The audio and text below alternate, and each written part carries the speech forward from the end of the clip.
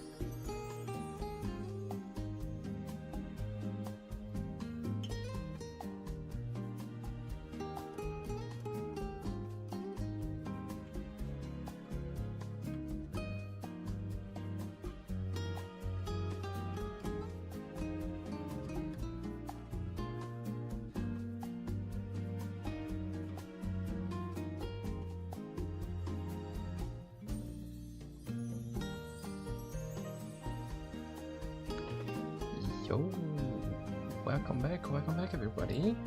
How are we doing today? We need to do just a couple things. This music is way too loud, for example. Much better probably. And the mic a little bit closer, perfect. And we need to get Twitch chat in as well, because I don't want to leave out anybody. It turns out I can still duo stream for some reason. I don't know how that's exactly a thing, but don't worry about it, as I'm not gonna worry about it either. I figured out how to kill the auto translate feature, and it's so good. It's so annoying. I don't know why it's on by default, and it's very bad. It's awful. Some might even say. We reset the today big find counter, and yeah, we are ready. I think. I thought we should do some basic stuff, like we do a couple of SCOS runs, because we need a lot of stuff still, like a lot of stuff. And once that's done, we should jump into the guides, because we need so many. We have quite the amount of guides to do today, so I wanna make sure we get through at least a couple of them. I honestly don't think I'm gonna be able to get through all of them today, but we'll see.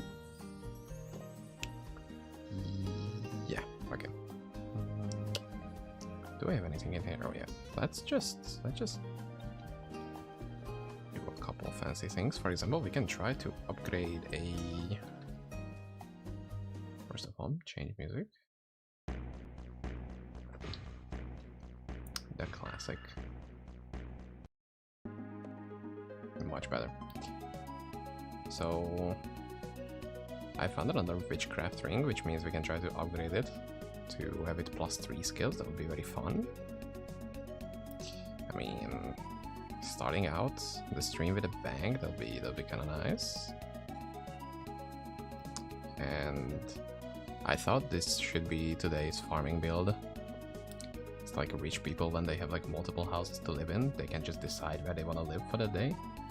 And I'm a rich median XL player, so I can decide which build I want to farm on today. That's just how it is, man. Okay. So let's see. Are we getting a +3 or not? Nope. Sometimes it's gonna work out. If it's gonna work out, dude, that's gonna be fucking. I haven't played a lot today. I was just accumulating my RNG. I thought that's gonna be the best way to go around it.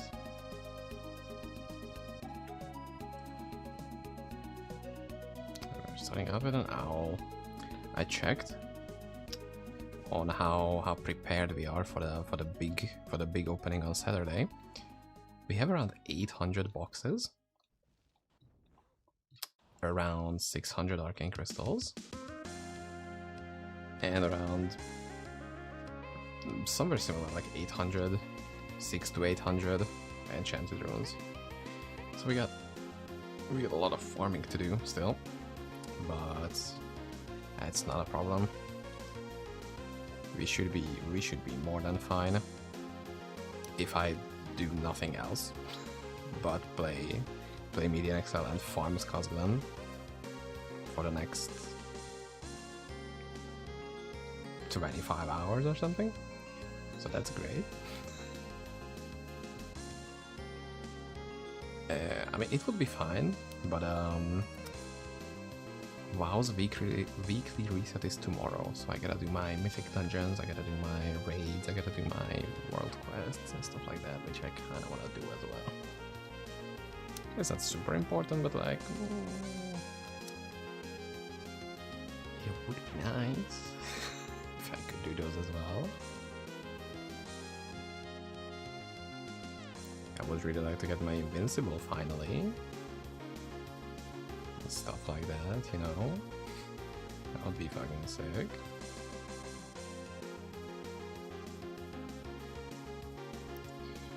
What did we get? Okay. Hunter.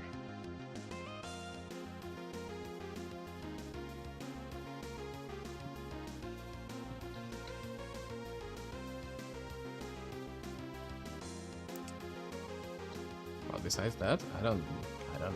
I don't know. Got myself my trusty little half-strength coffee, which I cannot drink normally when I'm on stream for some reason, but it's fine. It's incredibly hot outside still. It's like I'm gonna fucking die at some point if it doesn't stop. What's worse is the fucking grass is gonna die outside too, which is kind of sad. Of course, you don't have to use your lawnmower, which is chill, but like, it starts to look like we're in the middle of a desert more and more, and I kind of don't like that. I don't really fuck with that, as one might guess, because it just looks awful. Another reason, dude, I find so many Viznak places so far, or recently so far. When I needed them, I haven't found like any. I've had one which was incredibly good roll, but I didn't really get a lot of them.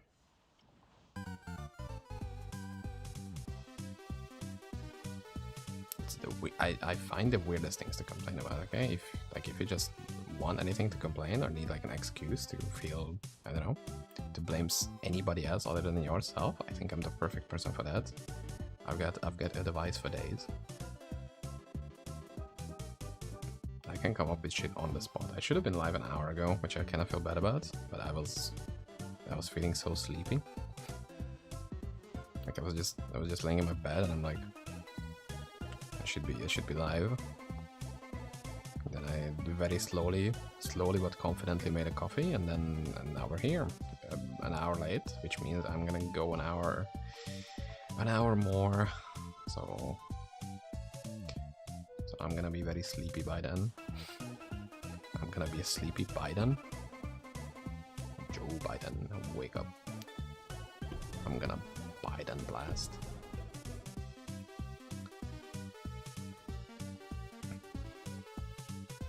I don't really have an like an order on how I want to do the guides, and I honestly am not sure how long it's gonna take, honestly, and how many I wanna make a guide on, how many I feel confident about. I know it's gonna be a lot of muling because I need to pass around charms. Because I kinda got lazy after a certain point, and I didn't really wanna remake my other charms. Like, even though I probably could have made like multiple Dora Aegis charms, I just didn't really want to do that. Like, no.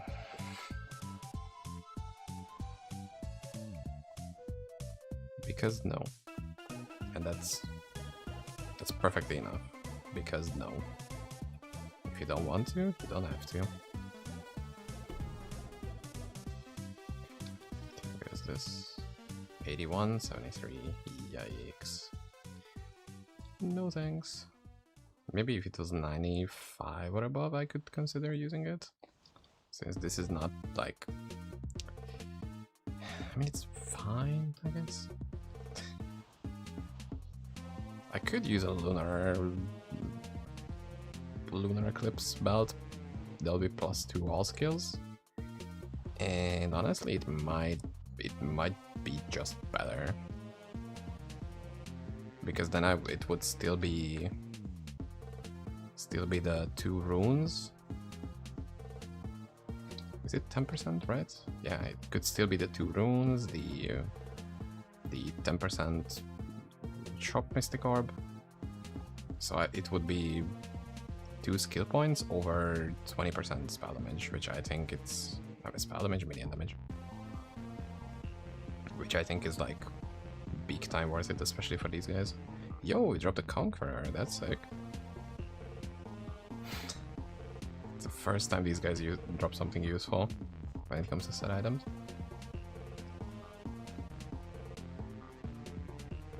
Another Whisper.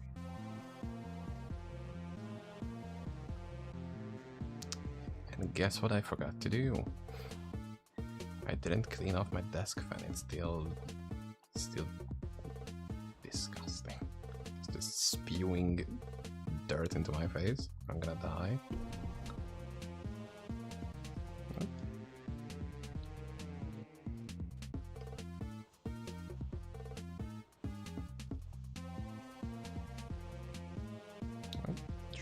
Try to keep the follower alive. That's like the most important part of it. Because he's like doing fine for the most part, but the moment he stands still in this 6 directional bone spike, he's instantly dead. He can't really tank that. And magic damage is just a bit outside of his expertise. Expert toes. That would be wild. Okay.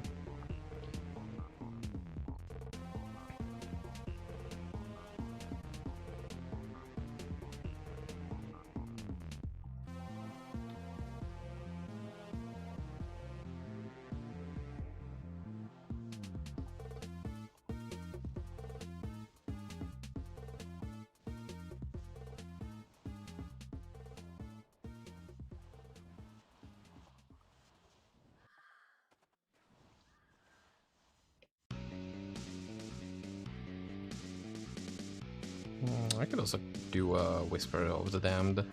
First of all, it would save up space, so we wouldn't need to mule as often. It can also drop enchanted runes, which is great. Or enhanced, enchanted or enhanced. Whoa, that's kind of a good one actually. Damn, where is it? And that's kind of sick. I wish the minus enemy res rolled better, but like, it's still pretty okay. I could try it on my bow Amazon actually. Might do that, although I'm not sure if Arrow Swarm without any support is that good. I just don't think it is gonna be that good. But still, that looks sicko mode. And with this, I might actually try out IAD Bow Barb, because it is a helm which gives more projectiles to Arrow Swarm, and Barb has pretty good support for both Lightning IAD and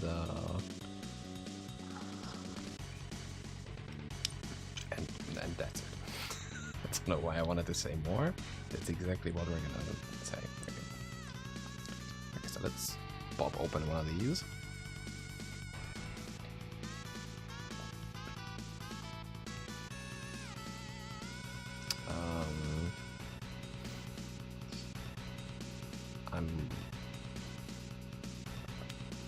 I might be detecting a little bit of a problem, which is we didn't spawn the mobs which give the arcane crystals.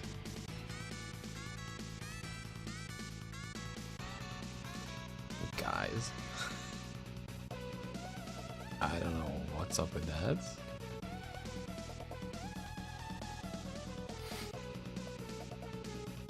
Okay, so I guess I'm not gonna do them on this character because I wanted to be lazy about it, dude. I guess I can do them on my Sork. My Clear Mind is incredible for this place as well. Fuck. Okay, I guess we're just waiting. Cringe. So we kind of lost out on the Enigmatic Guardians. Those can drop the Enchanted Runes. Enchanted, okay, not enhanced. Enchanted. I mean, both make sense, right? Because it's enhanced to be a better version of the original. Or it's enchanted to be a better version. It's like... it's so confusing.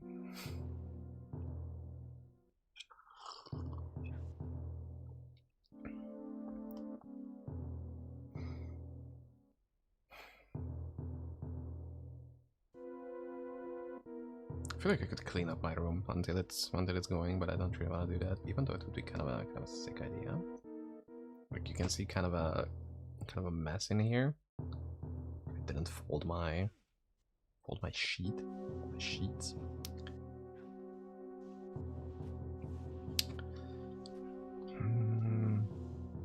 Let's corrupt some items in the meanwhile. I mean, why not? Let's see. That's a rip. That's a nothing. And that's a rip. Wow, that was so good. Ice cream so good. +2 with 15. That's pretty mid.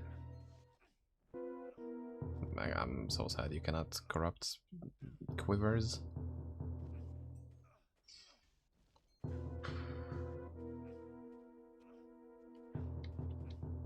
Okay, well, that's another +2.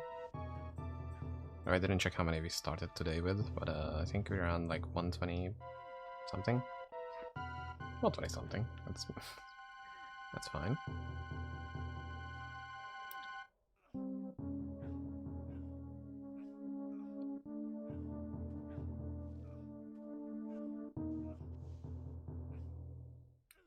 It's at least a decent amount of signets, but I don't think I have a container, so I would need to make another one.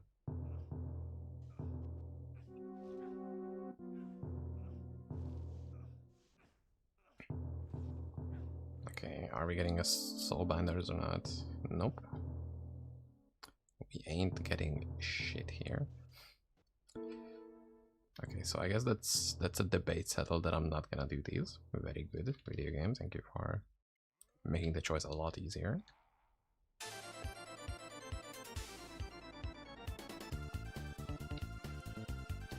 Let's buy another oil for it. Ooh. So I need to find a place for that too.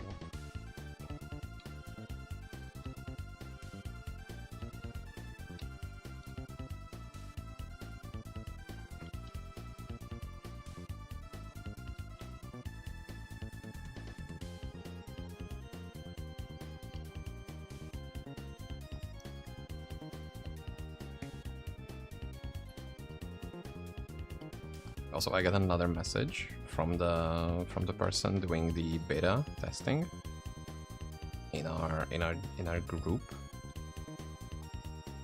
and he said there are some changes which he thinks I will really enjoy. So the hype is slowly but surely being built. I can't wait. It's gonna be fucking sick, probably, most likely. I'm gonna give him the benefit of the doubt that it's gonna be fucking sick. Because of course it would be. Why wouldn't it? Every new season is banger season.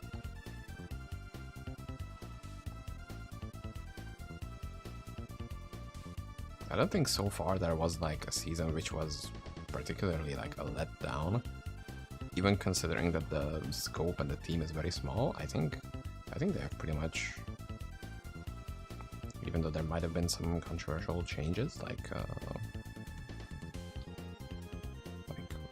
the UMO limit probably, but overall the seasons themselves, like the other changes have been positive, and then even like stuff like the UMO change is probably positive in the grand scheme of things, because it limits power creep. So it's not like you just put 5 UMOs on the same item. It's fucking GG.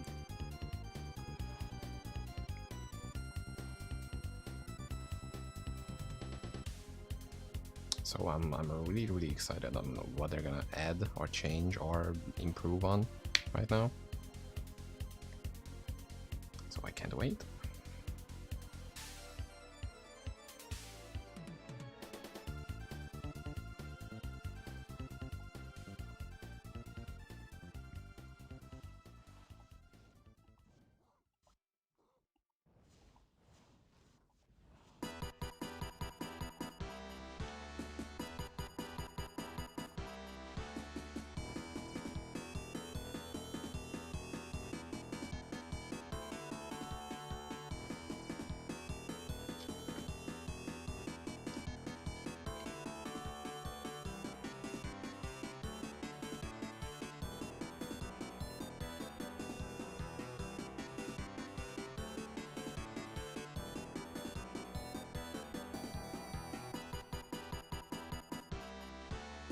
This build is probably gonna be the first one that I do a guide on while I'm like actually on this character.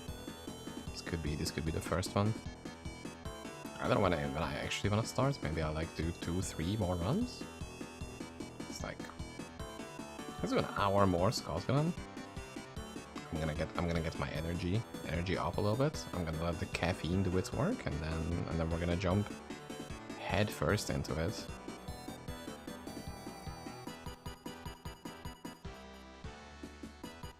And then I'm gonna yap non-stop for like 3 hours straight. And it's gonna be awesome.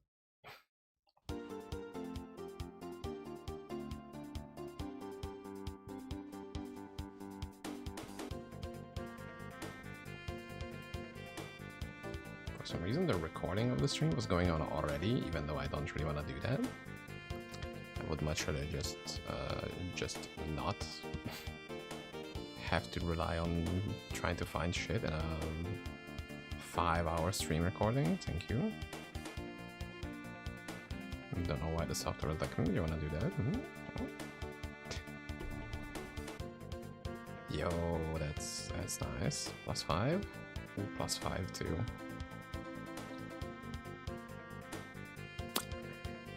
Dang. Okay. Okay, does that count for a big find? I mean, I might as well try to make an improved Searing Glow build with that, but then I would need the shield, which I don't have right now. I mean, I think I have one for Amazon, but I don't have one for Paladin, which kind of sucks.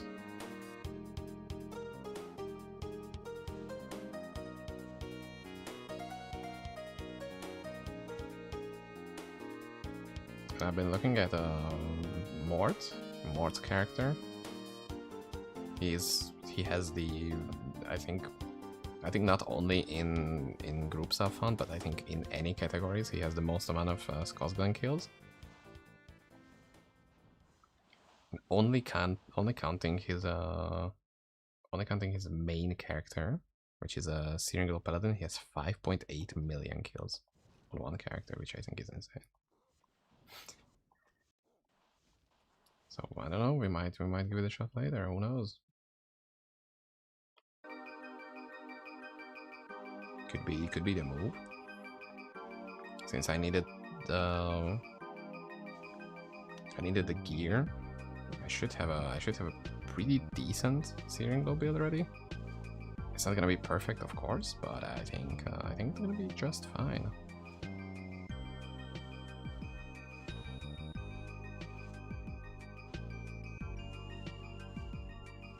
Maybe I will try to even make a shield myself. Actually, let's add that to the list. I'm gonna do some loot filter shenanigans. Let's say Sacred Rare and add Searing Glow to it. And as far as I know, it's only gonna work for shields, since there is not a lot of, there aren't other possible items that can roll Searing Glow. And it could either be a Paladin or Amazon Shield.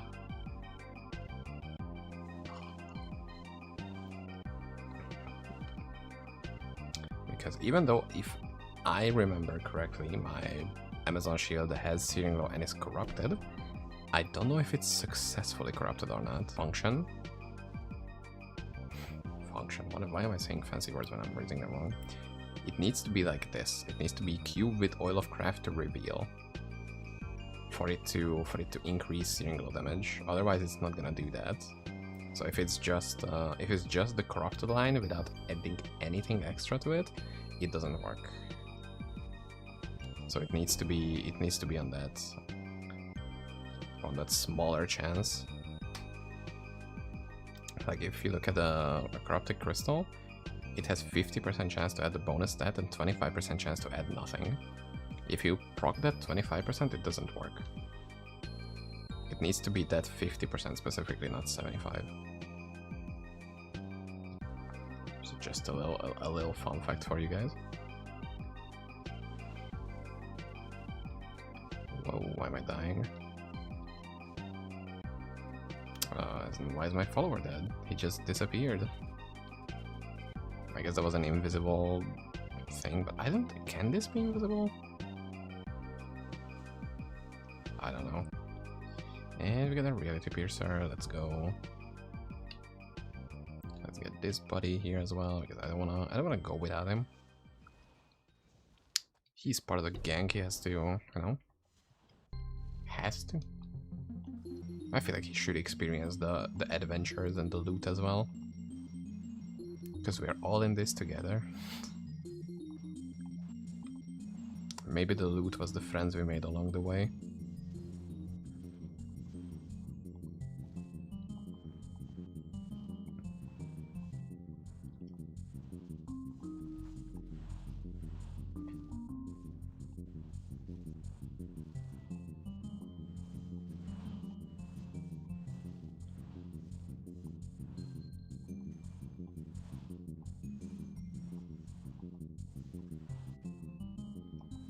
Also, I did some extra farming off stream, and I haven't found another relic today. So we gotta get 2 on stream today, which I don't know how we're gonna do, since most of the time is gonna be spent with doing the guides. So we gotta get really lucky.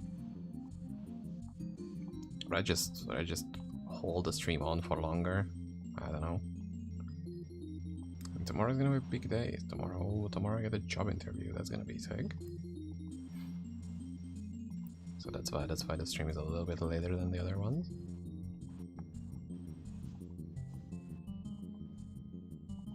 If that works out, dude, I'm gonna be so happy.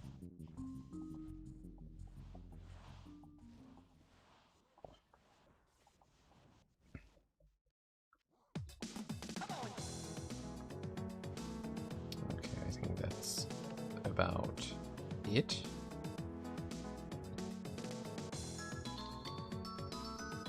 Yeah, let's add that to the list, okay?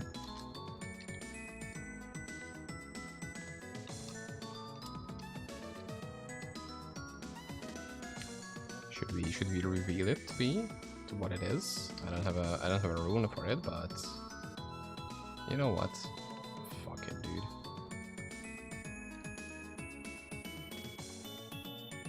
Oh my god, 10% max mana. Damn.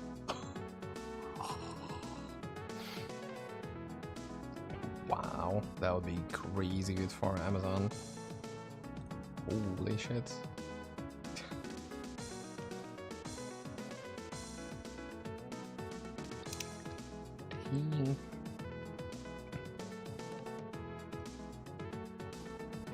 Okay, so I guess that's a motivation enough for me to try to find a good shield.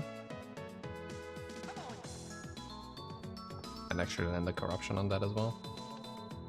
Because I think I have both types of helms corrupted, which people use for Searing Go Amazon.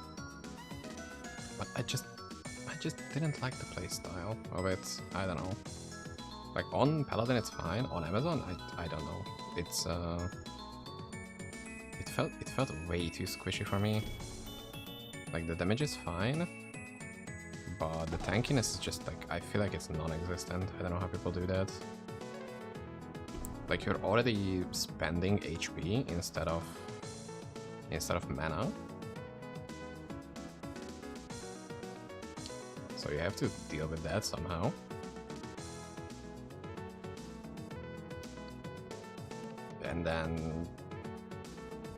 And then all the bonuses that you want, I mean some of the bonuses you want, they give you negative life regen instead of you know, being some decent bonus.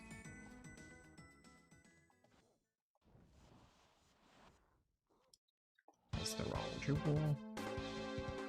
I still haven't found another grubber since I saw that sort of decided that I need those. And there is absolutely no way that I'm gonna spend any arcane crystals on rerolling jewels, because that's stupid. Kinda. There it is. Let's see what it is. Eviscerate. I have that 3 times. I guess we get a relic.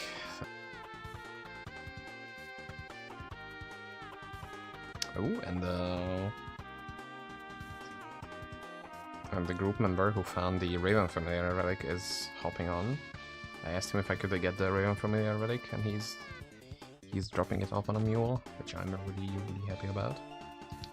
That's just so good.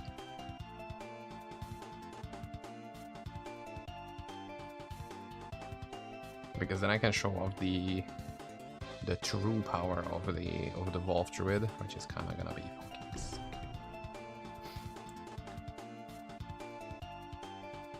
Like with that, I'm gonna have 30% more energy, which is kind of insane.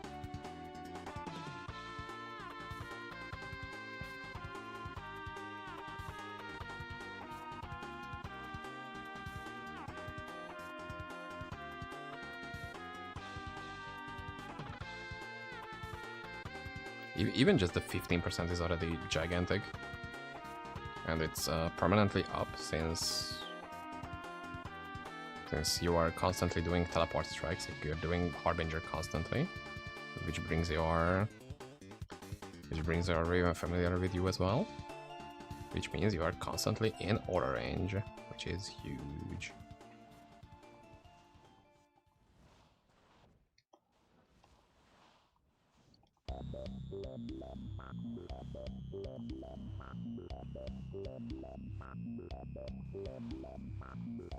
I'm also kind of excited to show off that build because it's pretty sick. It has a lot of investment into it. I think out of no. The Sork build is still more expensive, just simply because we are using kind of a big ticket item there. But But Wolf Druid is also at a pretty expensive state.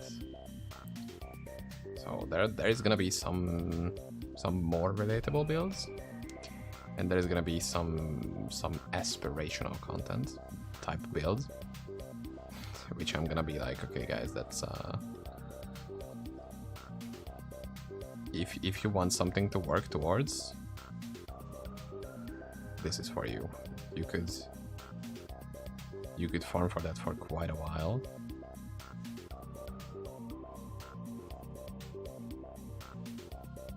Those are ideally trade league, trade season characters, because I don't think anyone on SSF is gonna be like, okay, I'm just gonna farm out Ethereal's Might for my build. Yeah, that's very valid and reasonable.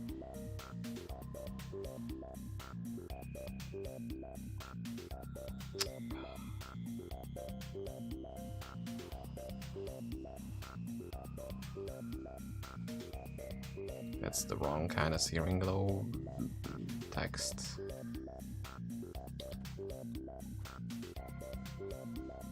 Okay.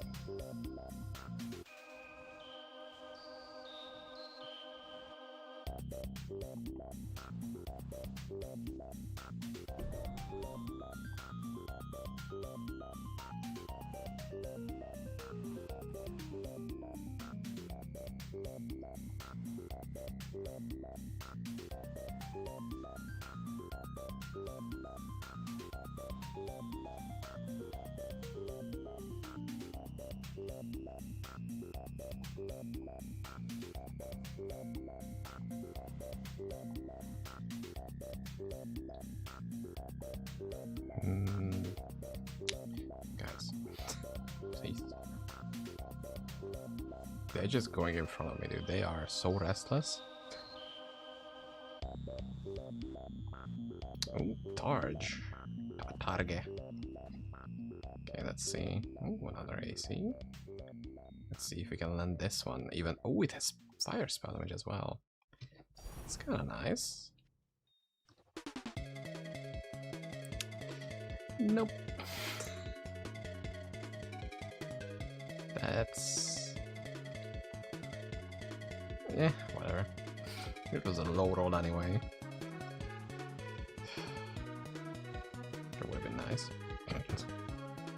The good thing about the rares is that if it has an open suffix, I can still craft 5% fizz pen on it. I mean, fire pen on it.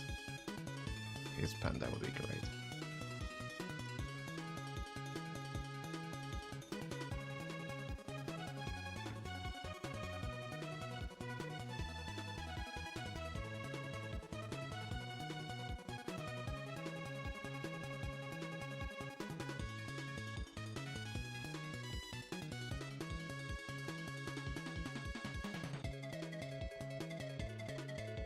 Yeah, I think we should ideally try to get a shield like that we had earlier. It's just needs to land that corruption. It's a 50-50 whether it happens or not.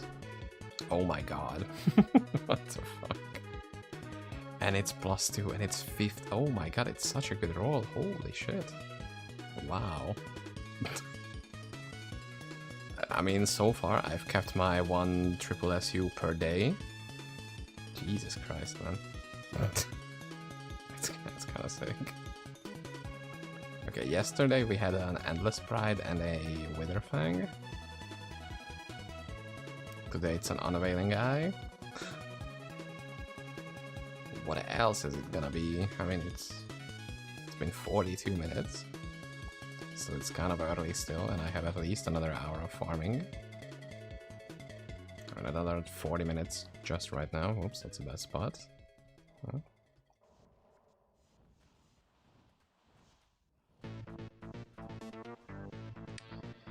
Back-to-back Reality Piercer, and my follower died again. Fuck. He had to be sacrificed for the loot. Even though I said loot is the friends we made along the way, that friend somehow has to,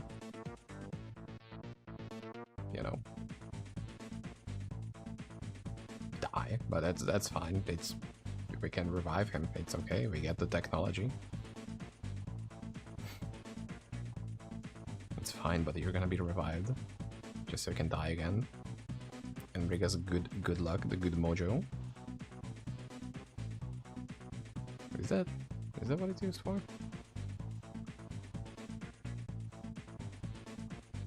I'm not so confident about that now.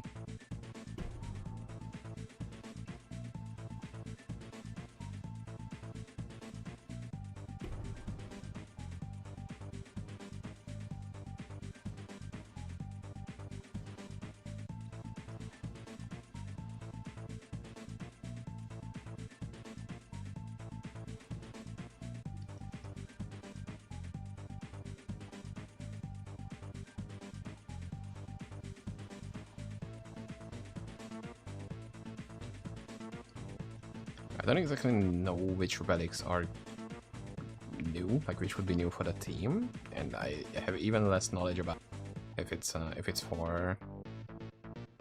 new for me, because I still have a lot of work to do on my personal grail.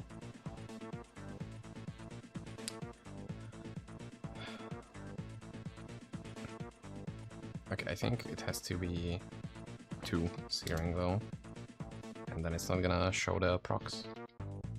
I think that's how it works. Okay, so we add Unveiling Eye to the list. Unveiling, I'm just gonna say that. That's never mind, I'm not gonna say it like that. This, good. Because it looks ugly otherwise. I'm gonna bank it.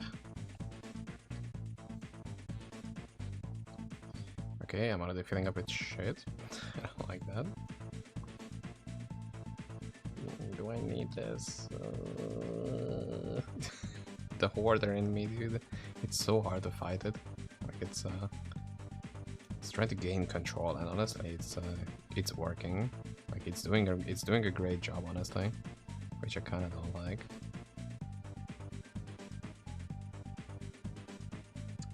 So yeah, just like that. And I wanted to try to upgrade this. Oh my god, it get everything. Holy shit. Dude, it's easy as that.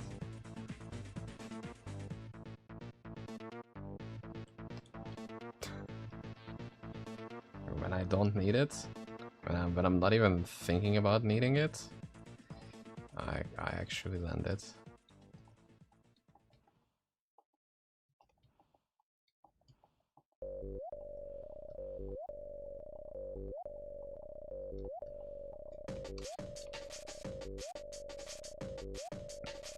Let's get this bread.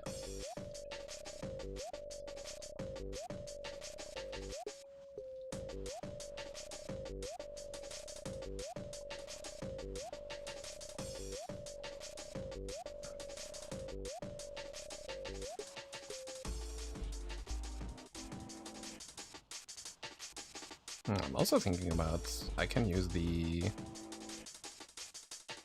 reality piercers as a boss showcase for the wolf druid. That could be kind of nice.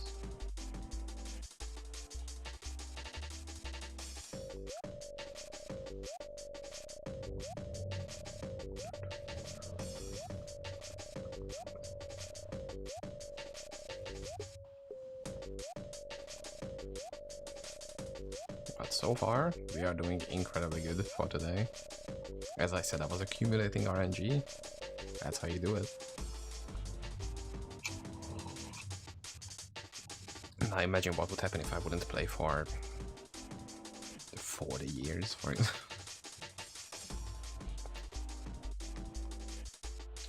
First enemy in here drops 3 Tyrios mites. And then I die of a heart attack because I'm like 7 years old. Here's how it would go. Based on a true story. Probably. I mean, it could happen. Let's see how it is. Damn. I mean, it doesn't have an attack rating, but perfect 60% roll on the damage.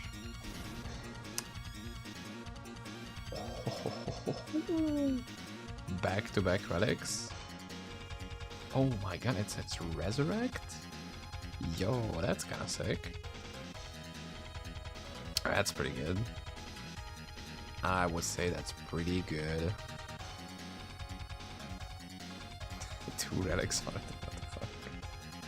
I guess today. I told you, it's the RNG, it works. You just need to not shut up about it. You just need to be fluent in Japanese and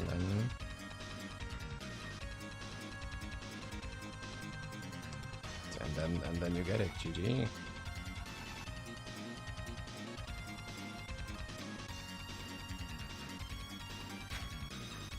Yeah, but I think I'm gonna use it on one of my characters. I think it's good for something, right? Like, what's the bonus you get from it?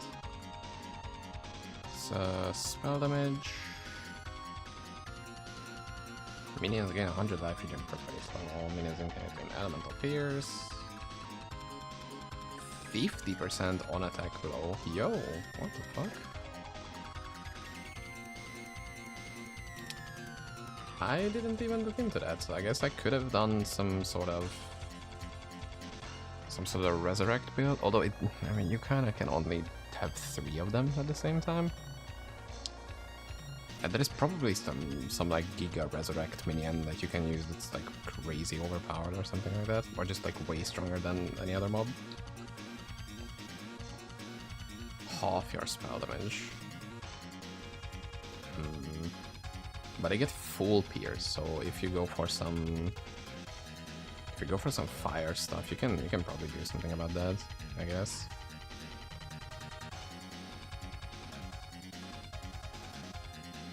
But you also have to be like, if you wanna use that, you cannot really go for the unholy bonuses, since you need to be neutral paladin to use it. So you need some Fizz magic spell damage proc if you want to make that work, or weapon damage still, but I guess I don't know. I don't know.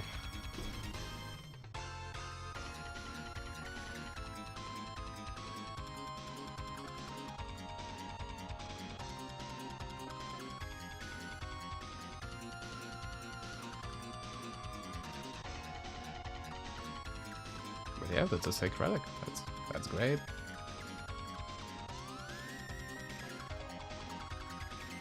And I think that's a personal new as well. We had that in the group already, in like week 1 I think somebody had it. But I didn't have it yet, so that's another 0.2 or 0.3% for me, depending on how we look at it.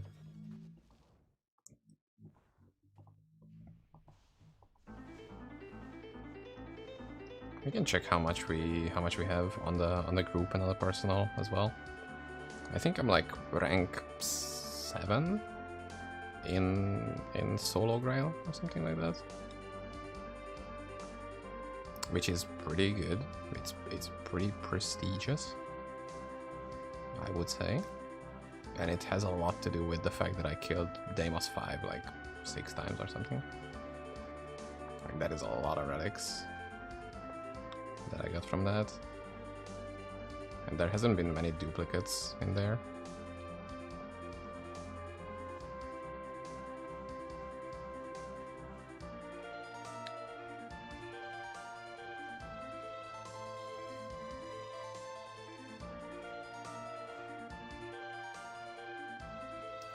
Tomorrow is also gonna be exciting for the drops, because that's when we're gonna do the mytho kills, I think.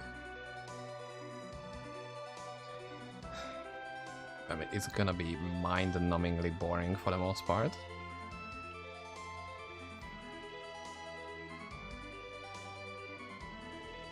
So I don't know, you could prepare some second monitor or third monitor stuff. Like Family Guy clips or something like that. I would probably watch some other stream, but I'm, you know, can't really do that when I'm the one who is streaming. Skylar, I'm the one who streams. Sorry. Just say we have to clip farm.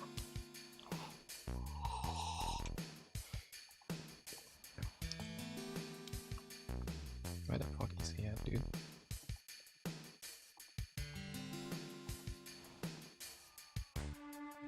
He's trying to juke me out, dude.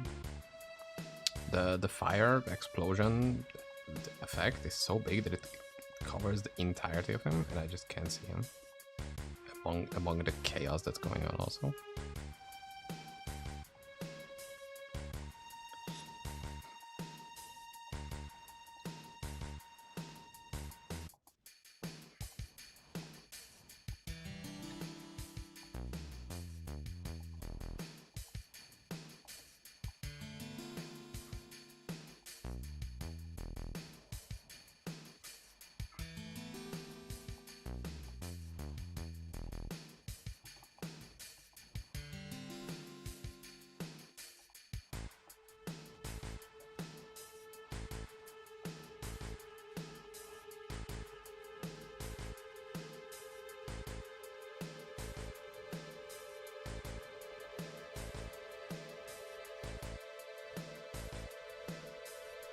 Not, oh my, what?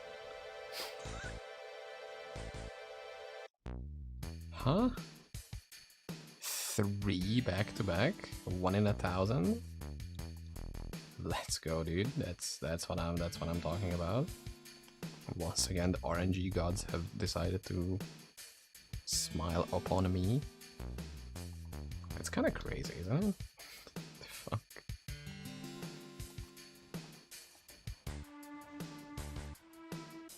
Damn, dude. It really is just cramping all the good stuff at the end of the season. And I honestly cannot complain about that. That's awesome. I don't think I've ever had that happen.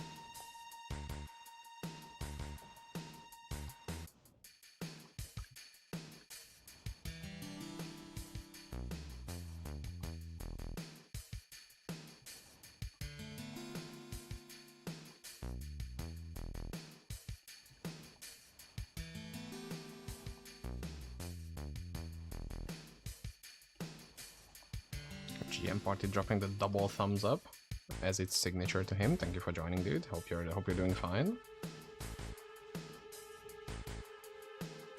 Hope all is well here. Oh, wow, dude, we have some insane luck today. I don't know what's up with that. It's starting to get a little suspicious, even a little sus.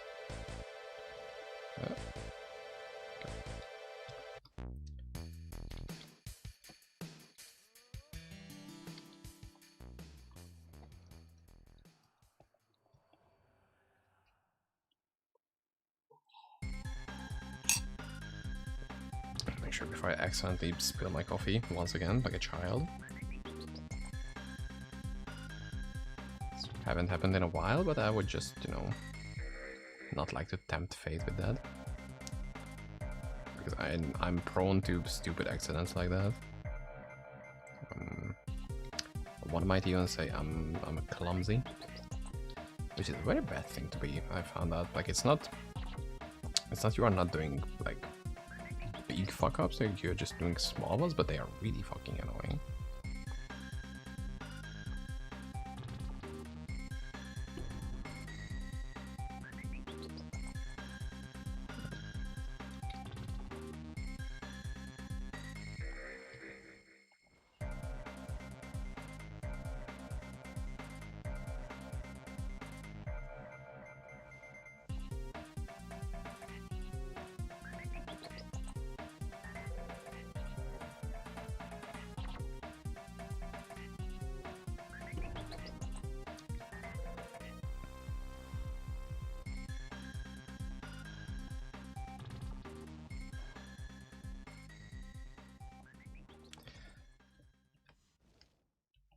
But the problem with these whispers is that I have this many to do at the same time. I mean, not at the same time, I can delay it, but I don't want to do that. So it's gonna be like an entire, like at least an hour of doing nothing else but those whispers. And it has to be on a character which actually gets the kill credit, because these minions do instead of me. I think that's how that works. Like technically you're not the one who is getting the kill credits, it's the minions. So I don't know, it could be messing up the little spawn thingamajigs. I could give it another shot, but I just wait a little bit. Maybe that's the deal, that I killed it too fast. It's just the casual, the usual suffering from success type shit. But my build is just too good, dude. The game can't really handle it. So instead it nerfs the loot and everything that I would get otherwise. I should also get the arcane shards as well.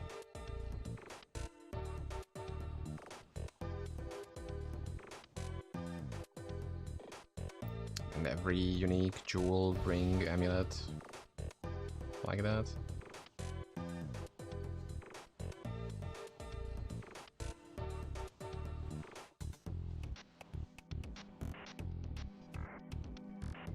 And maybe, just to make sure that we are not gonna miss anything, I'm gonna start picking up the last 3. Wow, a Locket of Dreams, that's nice.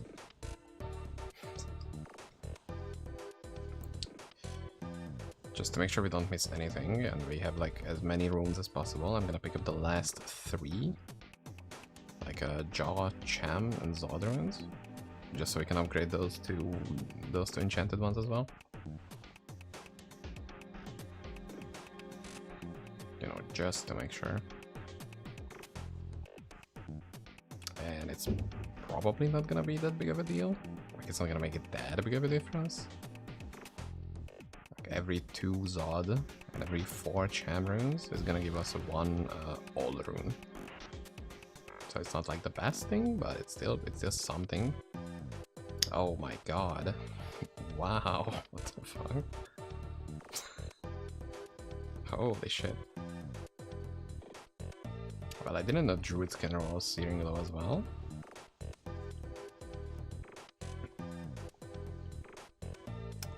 Fuck. I don't wanna deal with that. I only need shield. But it's kinda sick. I'm not gonna do a Searing Glow druid.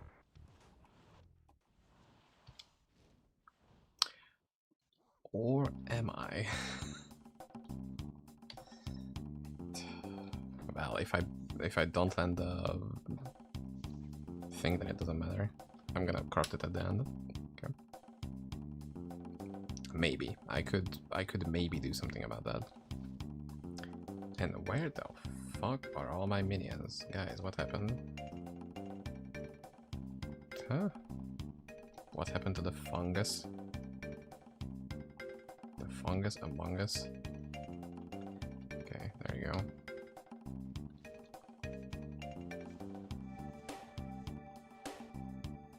What did they even die to?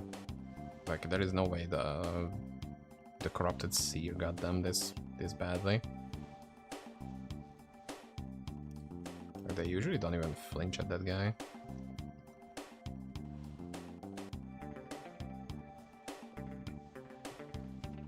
I guess everybody can have bad days. It's understandable sometimes.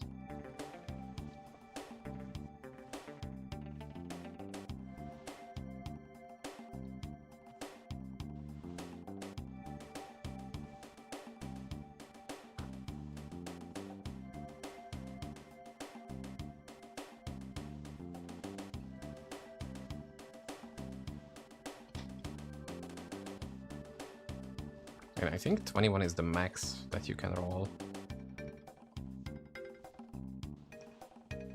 Like, that is best possible Searing Glow roll.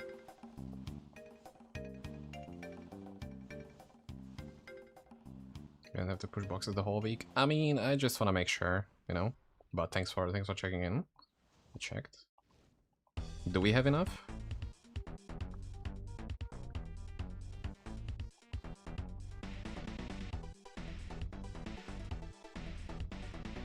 Oh, I didn't see that we have 300. Okay. Yeah, I only checked for those who I knew for 100% that we're gonna be online. Like I was a little bit cautious about it, just to make sure that it's like I'm underestimating that we're not gonna have any issues with that. 976. Yeah, that's more than fine. Yeah, I counted around 800. But yeah, we should be more than fine. Boxes is gonna be the least of the problems.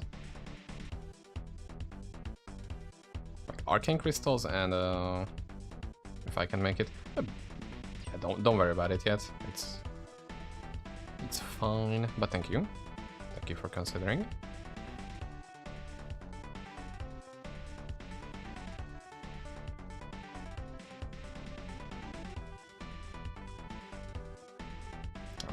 I'm trying to make sure that we have arcane crystals and gems as well. Gems? Runes. Because those are the two that are gonna be a bit of a bottleneck as well. And gold is not gonna be an issue. I have a sick gold find character on the preparations.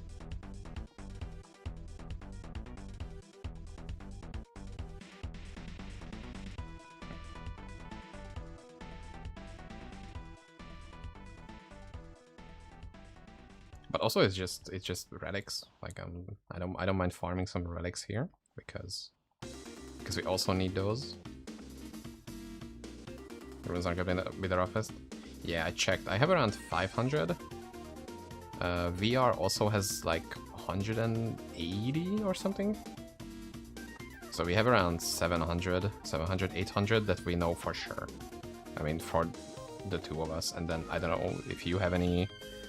You probably have some. Like even if it's just like 10, 20, that's more than fine. And I didn't check other people's for that. I only checked for boxes and arcane crystals. But yeah, I want to make sure that I can give out as many of the materials as I can, since I'm the one who said that we should do this, so I don't really want to fully rely on other people. Like, yo, we're gonna do a pizza party. That's awesome. Everybody bring a pizza. No, that's not how it goes. If I say there's gonna be a pizza party, I'm providing the pizzas. Okay. If you bring some, that's amazing.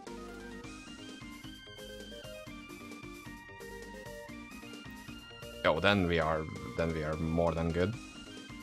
Plus, I still have like 20 hours or something that I wanna put into Skull's Glen, so yeah, that should be more than fine. Plus, also we have like a ton on the public mules that we are using, so yeah, we should be GG on that.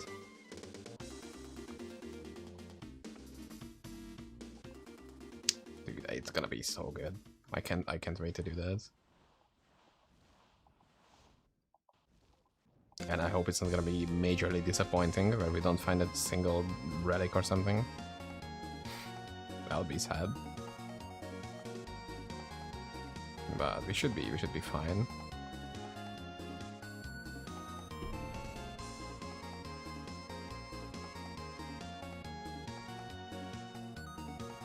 But if not, then we go again next season. Oh, I'm slow.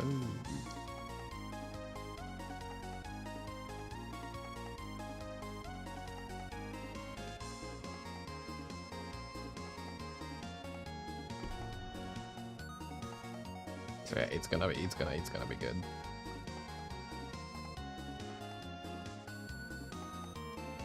Okay, next.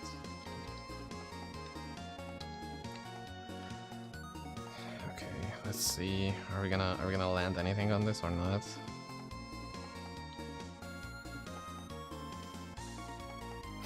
Of course not. Why would we? God damn it.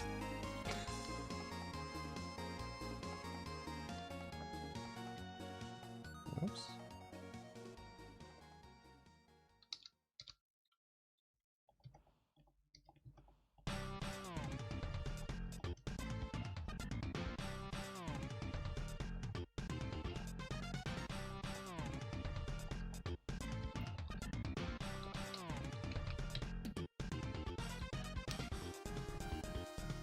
Decent pit stop timer. Yeah, I think so too. We should be fine. Of course, it doesn't hurt to collect some more. Hoarding is always welcome, like especially in this game. But yeah, if it's gonna be at like 4 p.m. If everybody logs on like I don't know, 20 minutes earlier, and we just dish it out between each other, so everybody can open a bunch of them, then we're gonna be perfectly fine. Also, based on that, we have like 6 people coming at least. It can change, of course, and I'm not expecting everybody to show up, but you know.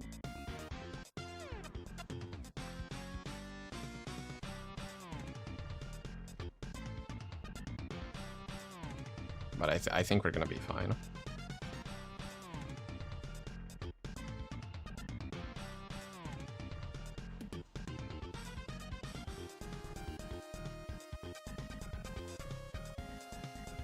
And it's just like pure copium at this point, but I hope that at least maybe during the boxing, it's on the Discord. It's gonna be 4 p.m. Europe on Saturday. I sent a message. It has like a local, I mean like a universal timestamp. So if you hover over it, it should say the time for you as well.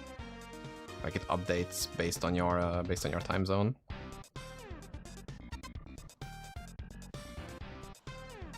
At least I think that's how it works. I try to make it that way. Uh-oh. 1, 2. Yikes. 2 fun guy gone.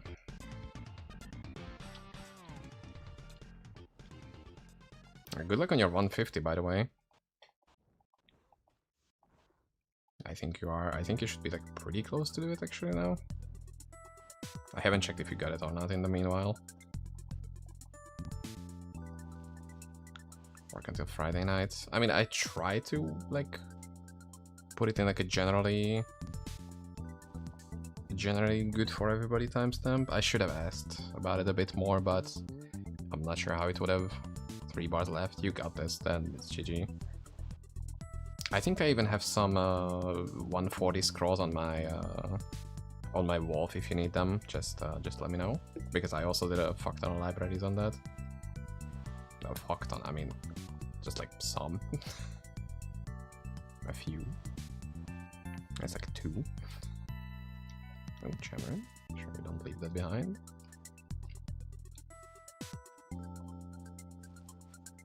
But yeah, it's gonna be sick.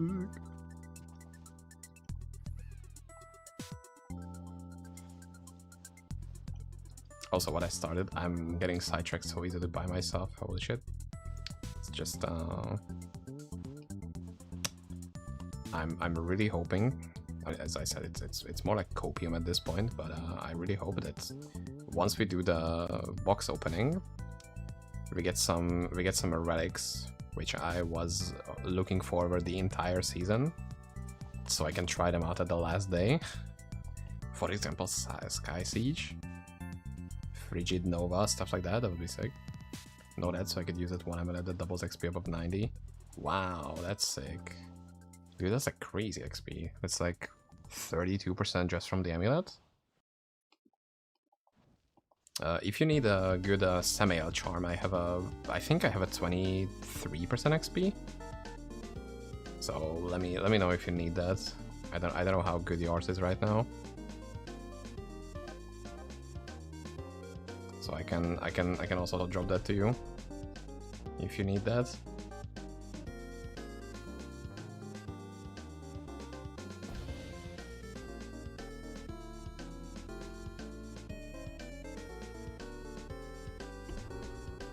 But yeah, that amulet is gigantic. Especially for hardcore if you can actually, you know, minus 20. Yeah, that's pretty good.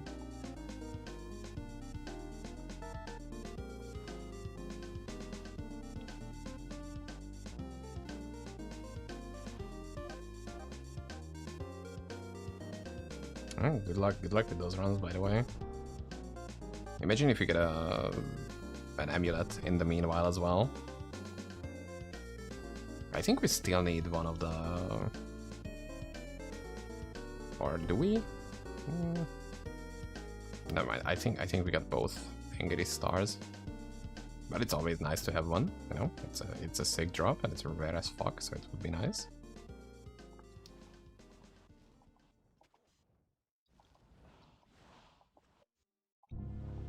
Yeah, it's around... I mean, I was doing it with less XP, and it was around 8%. Somewhere along those lines. So yeah.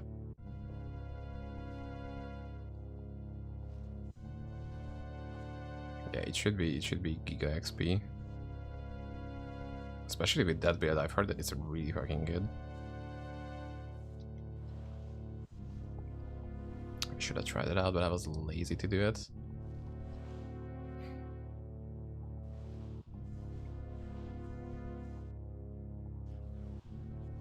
Whoa, what the f... Something nuked my FPS like crazy.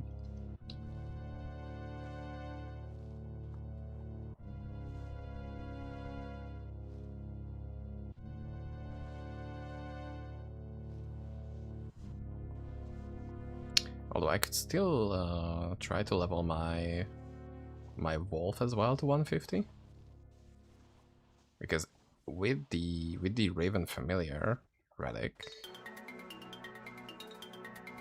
I think I have an idea that I could do some insane XP and do the fastest 149 to 150 that has ever been recorded.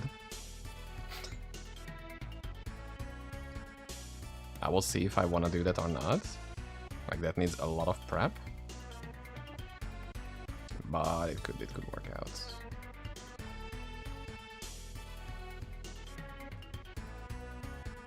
Like, first of all, I need to be 149 to begin with, which is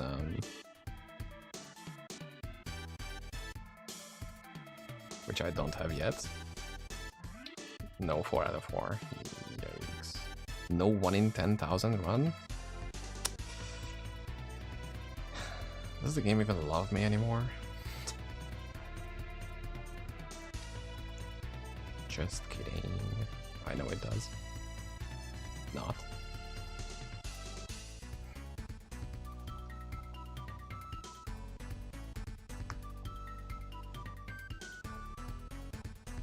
But overall, I think this group was very, very successful. And I'm honestly happy that I did that. That I decided to start it all, and happy for everybody who joined.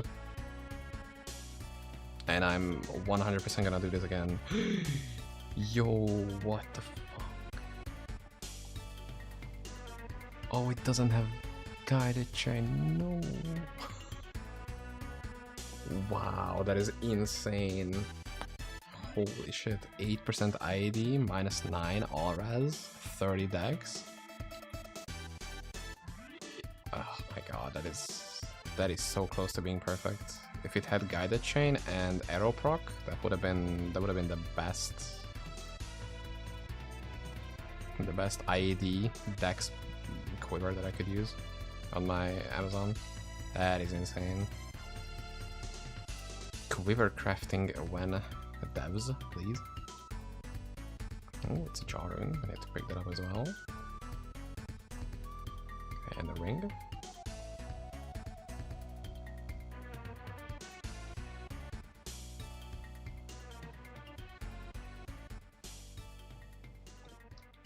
Let's see.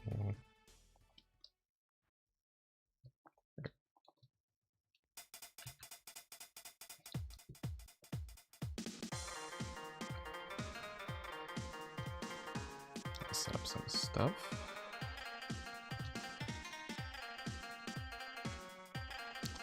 think 3 containers for all the rooms. Like this.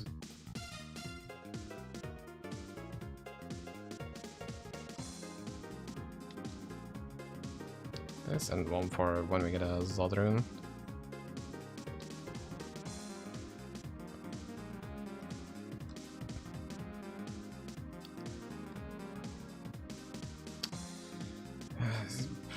Is it worth it? At a +2, I don't really wanna. Of course it lands. And it's 10% mana again, dude. But I don't wanna take it. I don't know what that sound was, I'm sorry about that. I'm just going over the rails.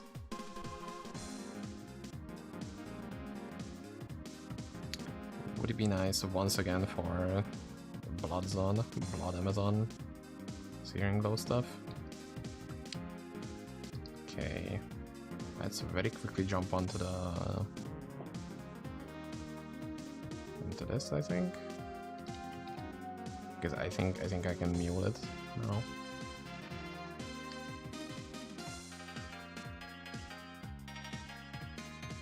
Okay.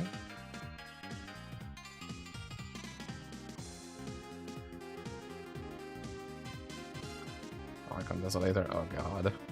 Yeah, the RNG on the casters and 140 is what's really mostly turning me away from doing that. That's not what I wanted to do. Like sometimes you get lucky and get like no lightning caster for like a bunch of rounds in a row. And then you get lightning poison back to back to back. 100 ACs. God damn. And there it is. Oh my god, look at that.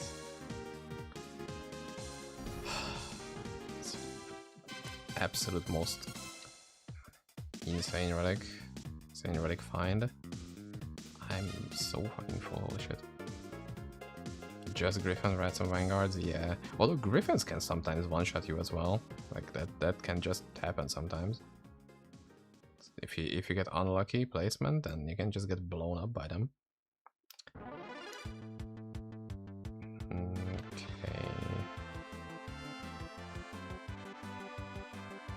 But yeah, those guys are like infinitely more safe than the other ones.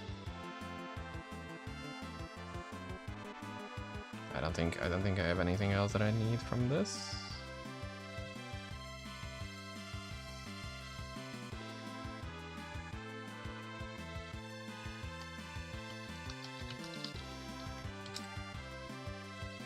Let's see, I don't even think I have any more space from for my other stuff.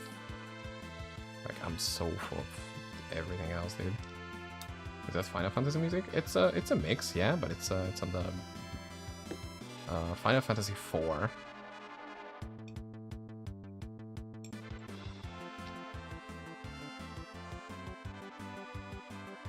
But yeah, it's very much like that. It's just a game music mix.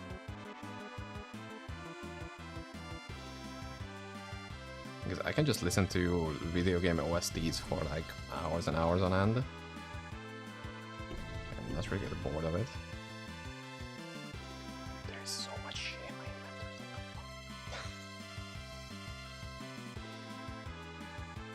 inventory. Okay, that's fine.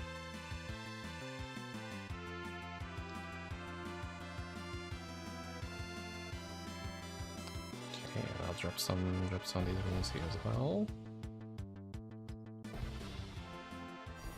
Oh, that's on.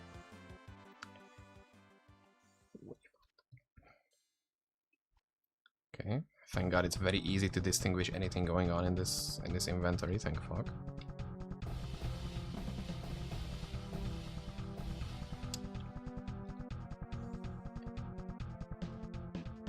Seems to drop notifier sound and Spotify my phone. Yeah, I'm using custom drop notifier sounds. But yeah, that's it's kind of a problem that I don't really listen to the actual in-game sound. But like I'm just so much happier with having some random music or some random video in the background. So, it could be a disservice to the people who make the actual in-game audio, but like I've listened to these games for a very long time. Okay.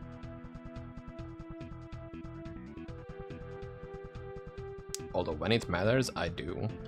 So for like big boss fights, actually demand my attention 100%. Okay, I will need 1, 2, 3, 4 containers.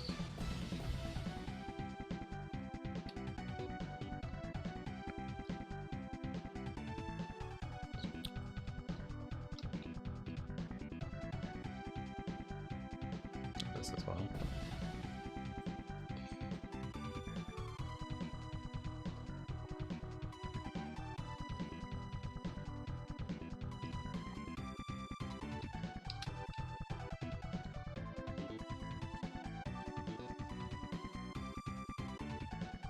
Did it order it correctly? Yes. Did it? Yes, okay. No. Fuck. This is extra. This is a limit of 50, by the way. Like, why? Arcane crystals go up to 1000. How come this is only 50? Devs, I need answers right now. Immediately, or I'm gonna flip. I actually have some space for stuff here. I'm stuff. I don't think I will be able to do the fizz version that I wanted. I don't have a good enough sword. Yeah, I can just drop this. Use this with the Raven Heart, if I can find it.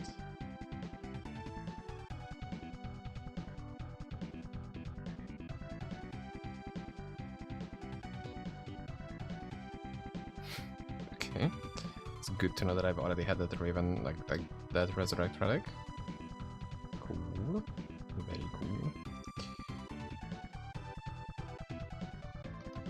Okay, I guess that's about it. All the muling we're gonna do.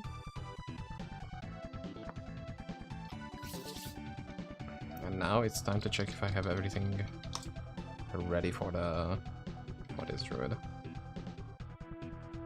And if so, then I'm gonna go back to my paladin and start the guide section, the gigantic guide section. Okay.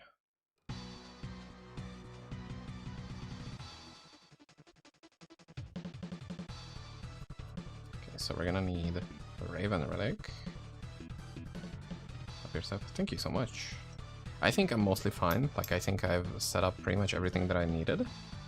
But if I need anything else, I'll let you know, absolutely. But I should be fine for the most part. Okay, Raven Heart. And then... yeah, this is insane. Oh my god. Absolutely beautiful Mana Stacker Relic. Okay.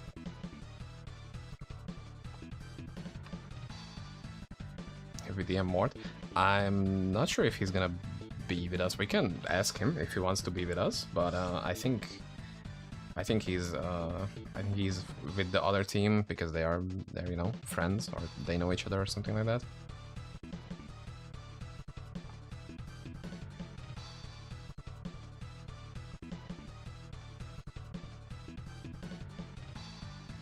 We'll make like a big farming conglomerate. Okay, do I have... yes. Oh god, what amulet did I use for this? Oh god, I don't know. Fuck. Huh? I mean, I guess I could... no, okay, I need the idol. I need the other one for this. Which I cannot see. Am I blind or am I just...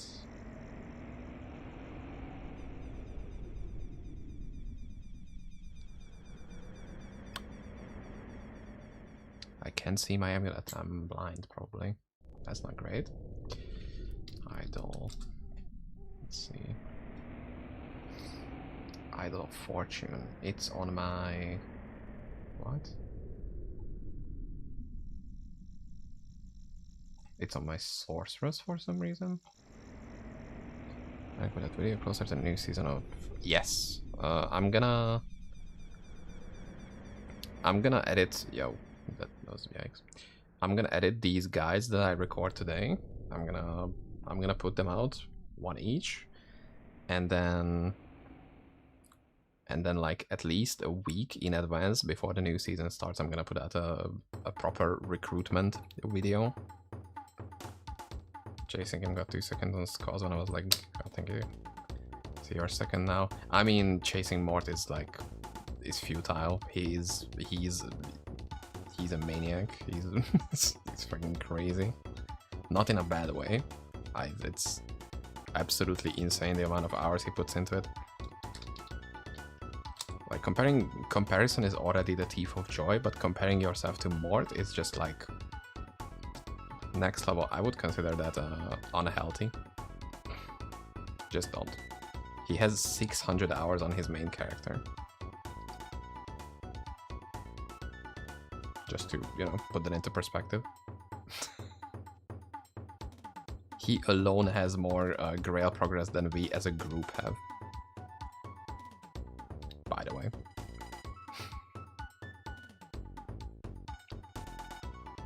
If you were interested in that, so don't compare yourself to that. It's just not healthy.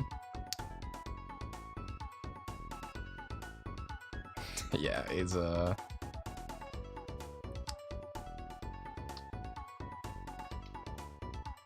like the amount of stuff he does is not for the weak. Like we can take a look at it if it's perfect. I have the chart pulled up. Like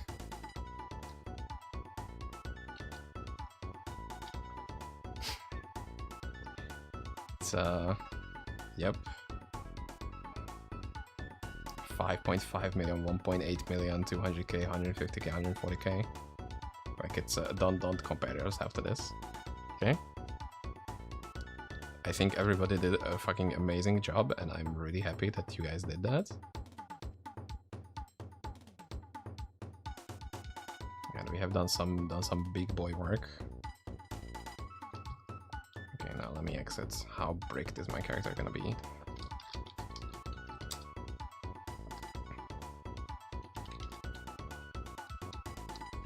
Okay, it's mostly fine.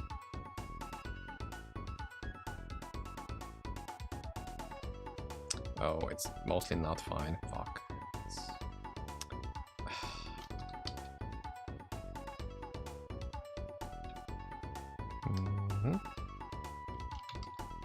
I gotta do a couple of relogs just in case this... Yep. Okay, so 750, no, 670 is the lowest. 625.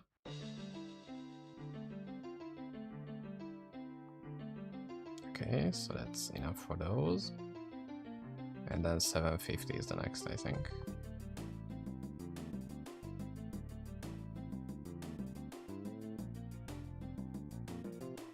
Okay, put this on as well.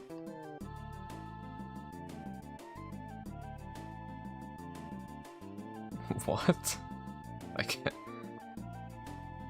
Video game. What are we doing here? Buddy. Buddy. Is everything okay? Wait, do you see my fizz res changes if I...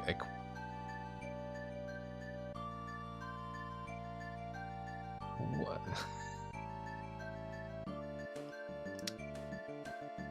I think the heat stroke got to my game and it's just off rails. What the... Okay. Make sure we relog and it's gonna be fixed now, probably. Amazing. Okay. Now, am I missing any charms?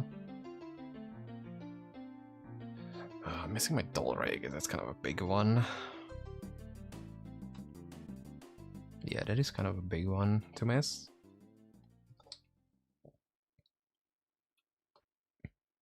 Okay, so I max out that. For the wolf, oh god, I don't actually remember what I need here, so I'm gonna cheat and have somebody else's account on the second screen, because they also sort of did this thing.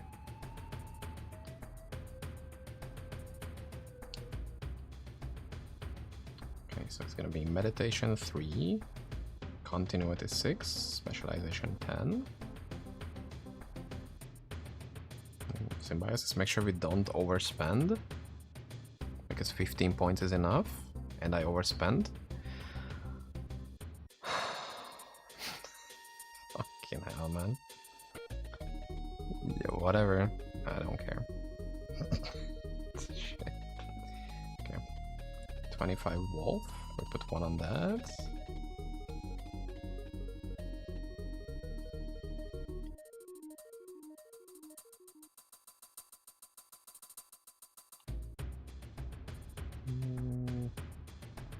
All of the spirits here, max that out. We max out Harbinger because clean is the most important part. Yo, thank you for the support. You are an absolute G for that. Thank you so much. I really appreciate that. So I'm sort of focusing on this, but WR.104.supernova has become a member. Exactly, that happened. Thank you, text-to-speech. It's very nice of you. And you as well. Incredible. Dude, thank you so much. Holy shit. Is that gonna be updated here somewhere? I need like a tracker where I can properly see the people who did that. And others can see that as well, because it's huge. Holy shit, I can't focus on. Okay, let's see, what else do I need?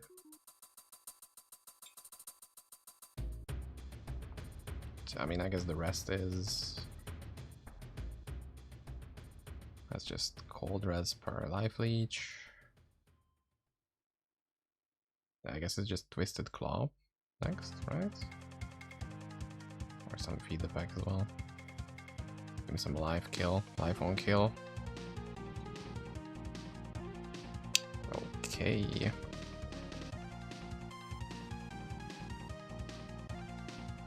What else?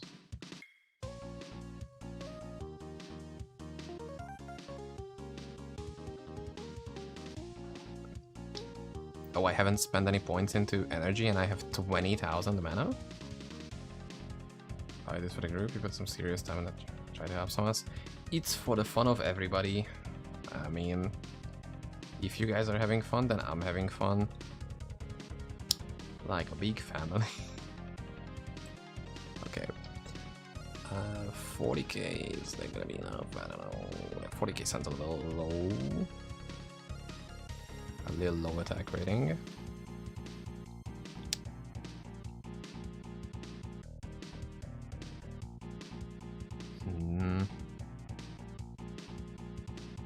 Whatever, that's fine.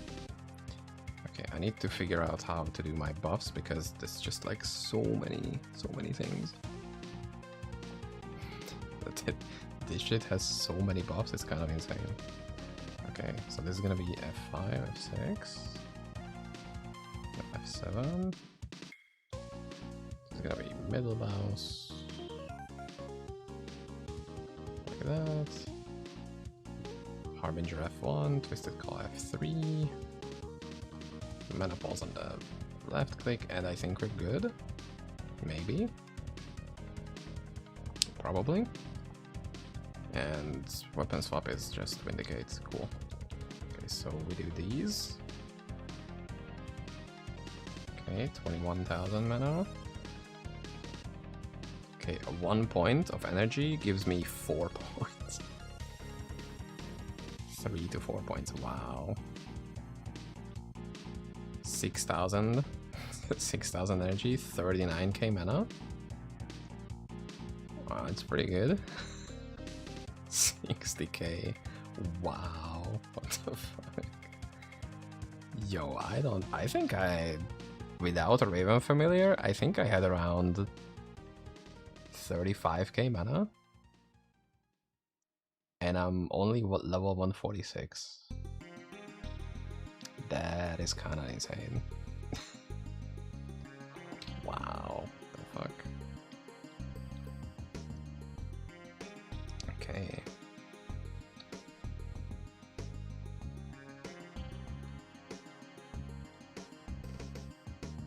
Oh, when I don't have my Daughter Aegis on me, which is another flat 30 energy.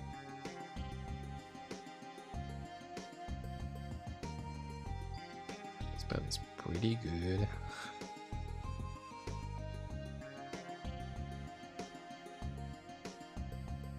Does this have a cooldown, by the way? Or it just can be toggled on or off? Okay. Okay, so I also kind of need to pay attention to keeping that up. And keeping up my mana.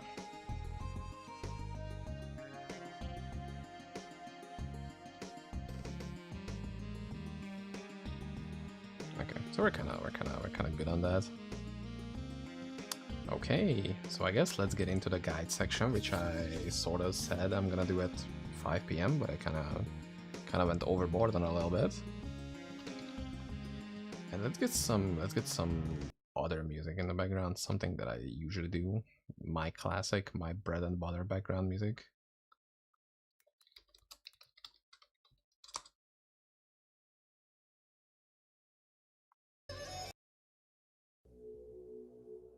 There it is. Hope it's not too loud. Perfect. Okay, so as I said, I'm gonna do a bunch of build guides today, and one of them is that I have to be humbled a little bit, because I said this build is not that good and to not really focus on this one, and then I gave it a shot, and then it turns out it's actually the best minion build out there probably right now for Skosgalen speed farming, and that is the Exodia Summon Paladin. Now the way this works is you do pretty much the exact same thing that you did on the other Paladin. That music is allowed a bit, sorry about that. Is you do pretty much the exact same thing that you did on the regular Summon Paladin. You use Blasted Wrath, you use Blaming of the Archbishop, you use a bunch of crafted items with a bunch of crafted minion gem. What the fuck?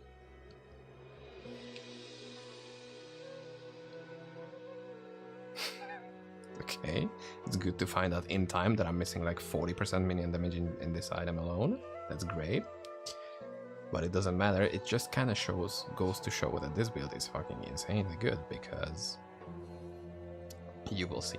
Now, one of the main cornerstone of this build is the Body of the Forbidden One chest. This allows you to summon all 3 of the Exodia minions, which are the Summon Sinner, Summon Glowing Fungus, and Summon Frostwalker. Now, these can be gained from relics or different items that you can get from crafted versions. For example, Soulbinder gloves, the incredibly rare gloves from K3K, these can spawn all 3 of them. Like, you can get your Frostwalker, Fungus, and Sinners from Soulbinders. And you can get your Summon Sinners from a crafted Paladin shield as well. And I think your Summon Glowing Fungus or Frostwalker can be spawned on the Paladin helmets, on crafted Paladin helmets. But the best way, which is gonna be kind of expensive or incredibly difficult to come by, is to get the relics, because this is also gonna give you a gigantic bonus to minion damage. You're gonna also gain 666 life, and you're also gonna summon an extra minion with each cast, so it's gonna speed up the summoning process a little bit. And the 3 minions again, as I said, this is the Summon Sinner. This is the one that you naturally use in the regular Summon Paladin as well. These guys will hit the entire screen with a fire AoE, and they will also scale from skill levels, they are gonna gain spell focus and energy, which is gonna improve their damage, and they will also take your minion damage, your added minion damage, as fire spell damage. Now we have 1100%, so they have like 800% skill damage just on their own. And they also gain fire pierce equal to your fire pierce. So that's why also we're going to be taking this Sanguine Covenant and some other bonuses. Just so when we pop that buff, we're gonna have 300% elemental pierce. A bit overkill, one might say, but I'd say it's perfectly fine. It's just good the way it is. I'm gonna leave a link in the description just so you can check out this build. I'm gonna have a snapshot of this in this exact way, so you can see what choices I've made if I didn't exactly cover something specifically. The second minion is the is the Summon Glowing Fungus. These are these guys, these little funky dudes with the big heads. They're gonna do, if you have used Chaotic Spark, they do the pretty much exact same thing, and they deal lightning damage. They scale lightning. We get just enough lightning pen to make sure that we have enough for Skosglen. And they also scale energy, spell focus, 50% minion damage and lightning spell damage.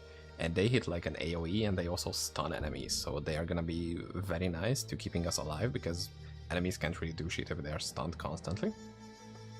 And the last one is the Summon Frostwalkers. Now, it's kind of unfortunate that they look like this, because first of all, they are naked actually, if you can see that. It's kind of distracting to have them on screen constantly. And the second of all, they look exactly like Etherborns in Skosglen. So sometimes it can be a little distracting to try to see which Etherborn is yours and which one is just an enemy that you actually need to kill. They are constantly running around. These also get spell focus, energy, and minion damage as spell damage. And they also gain Cold Pierce, which is why we have like 300% of that as well. And they use Ice Lance, which is just very good single target. So we have pretty much everything covered. The fire guys are gonna do the wide scale AoE. The glowing fungus is gonna be the close range AoE, and the frostwalkers are gonna do the single target, which is just perfect. It's like every facet of farming is covered. Now the downside is your minions have no attack rating now, that's only bad because for the most part this disables your innate minions. Servants of Valor, as you can see, they have negative 260,000 attack rating. They are not gonna deal damage ever, so that kind of sucks.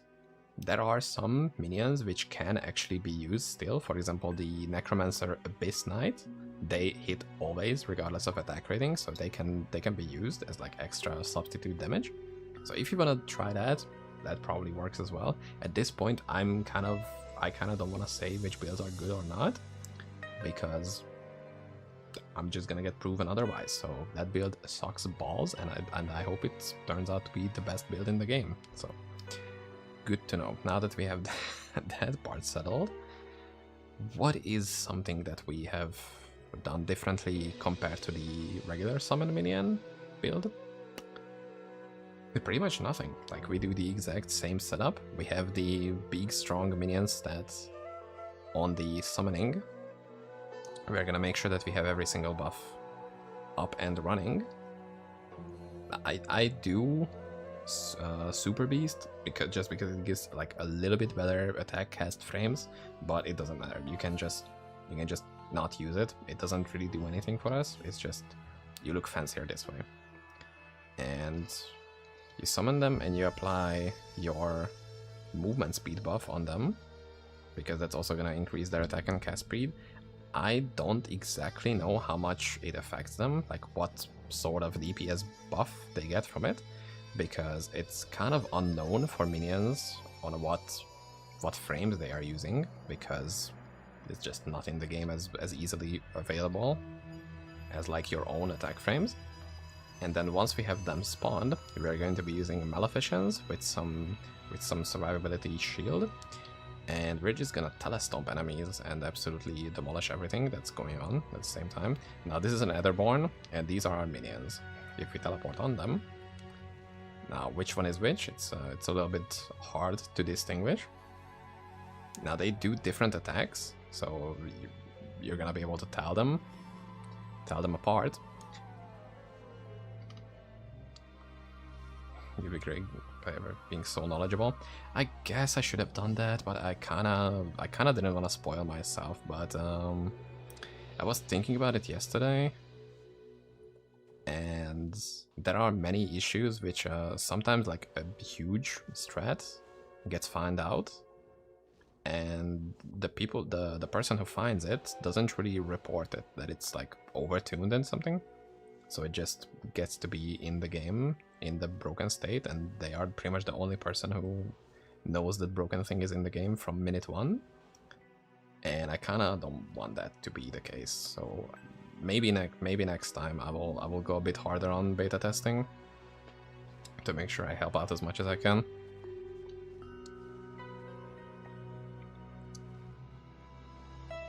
So yeah, this is how the build goes. Like it's pretty much the same exact playstyle as the regular summon paladin. Now the druids are usually pretty easy to deal with since your minions are insane in the damage front, and we have gotten pretty much the only druid that's a threat to us, which is the Werebear, because he hits like a bajillion times. That has actually big damage. So your glowing funguses will probably die to this guy. I'll pay your Patreon. I hope I will have a job by next season, so I don't have to worry about that. But thank you. It's very considerate of you. it just became very unfortunate that it happened to be like this. But yeah, I would like to have Patreon running anyway, because I just want to support the devs as much as I can. So next season I will hopefully have the support from my own. Avoided horror. Now let's see, are we gonna get scammed or not? Anything good?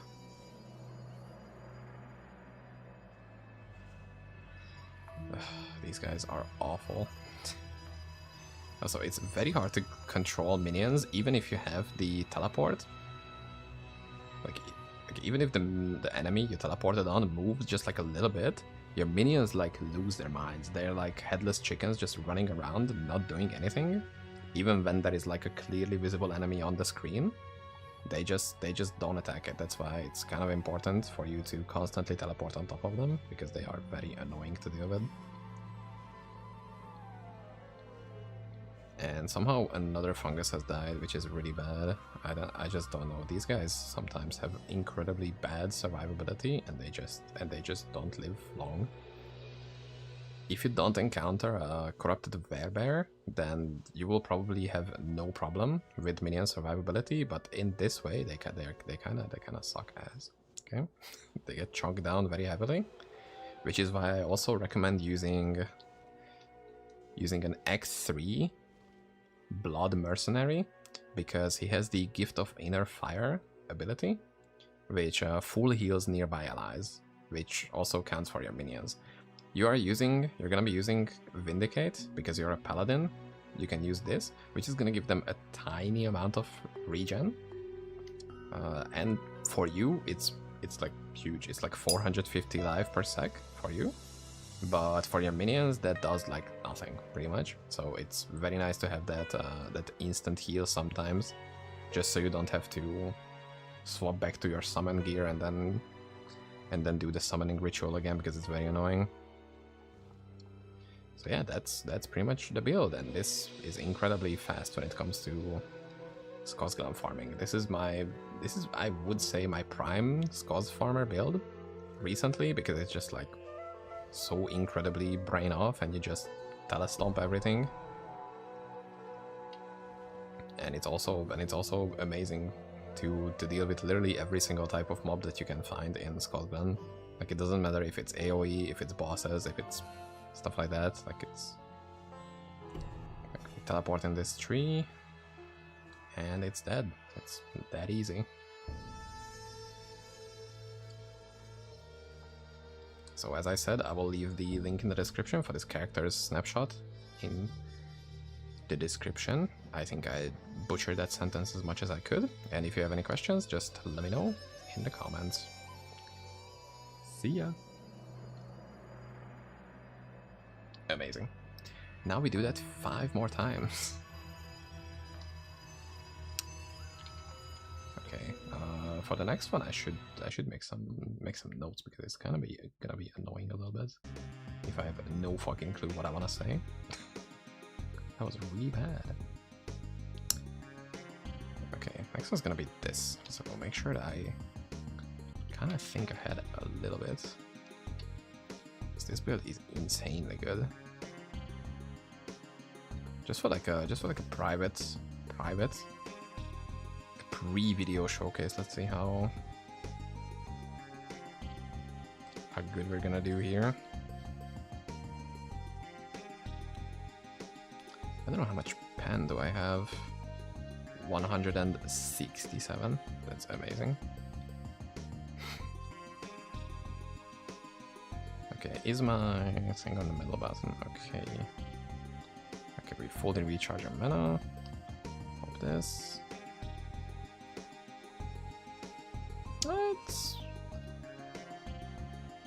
It's fine, but it's taking a fuck ton of damage.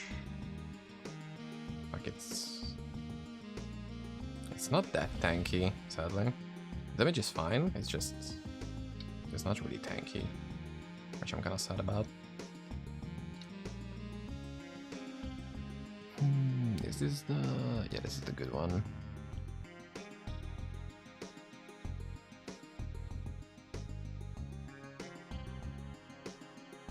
Yeah, and I also kind of run out of materials when putting this build together. Like we don't have enough stuff. Like I could use, I think it's Explorer's Globe. Yeah, I could use an Explorer's Globe here. I could use 2 Explorer's Globe here. Didn't I have a better?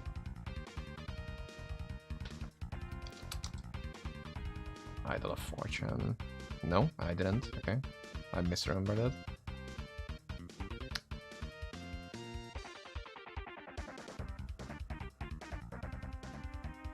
I could also use the Apple of Discord, unique Mystic Orb, twice here. That would be another 200 flat mana, which would be insanely good. I just literally don't have any. More tornadoes in the area. Yep, exactly. More visual clutter. It's just amazing. Now I haven't really checked out how this goes in a while. Like at least I haven't tried it with the new setup. That's it down. That's a different scroll. Okay, I don't have any 150s. Whatever. I'm in the 149s.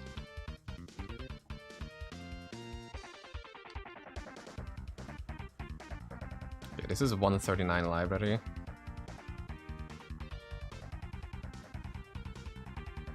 I mean, doing pretty good. It's leaving some bigger enemies behind, but I think it's fine. Like you can obviously just go crazy.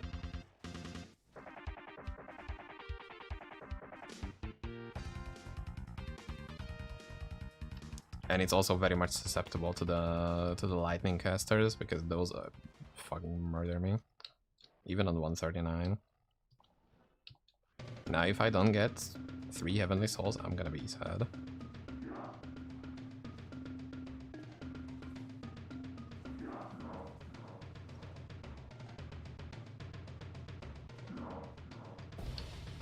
Oh, there it is, first one. Very good.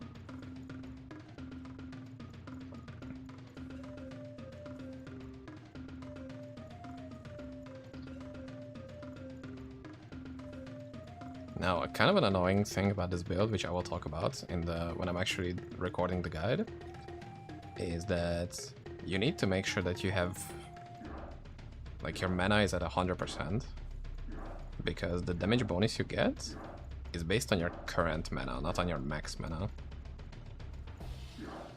So you need to make sure that you're constantly attacking. Oh my god, yes. Yay, welcome. Welcome back. I was thinking on whether I should do YouTube streams only or Twitch streams only, because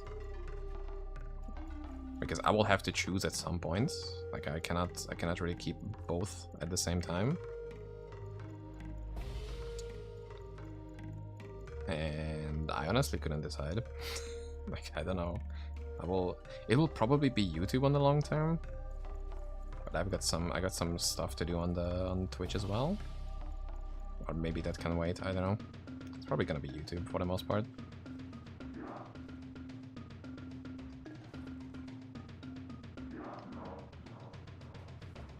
But then I will need to... Whoa.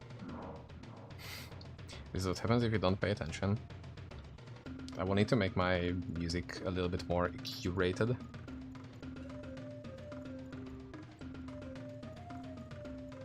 Oh my god, it's so weird that you can just turn it on and off. It's a toggleable.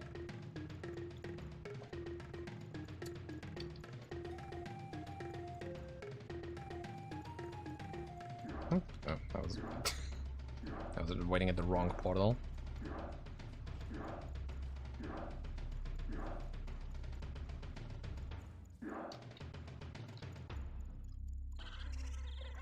So we have our 3 heavenly souls that I wanted, so that's great.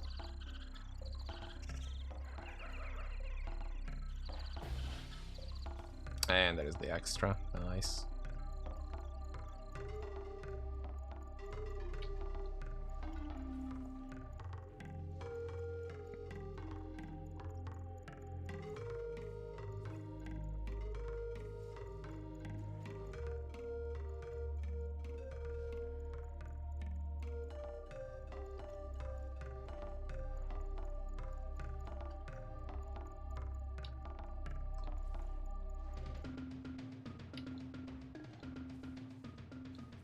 Okay, so I'm gonna take like a 5-minute break, 5-minute max. I'm gonna get myself some time. I'm gonna make some notes, and then we're gonna continue with the build guide for this build. It's gonna be crazy. So give me 5 seconds, and I'm gonna be right back.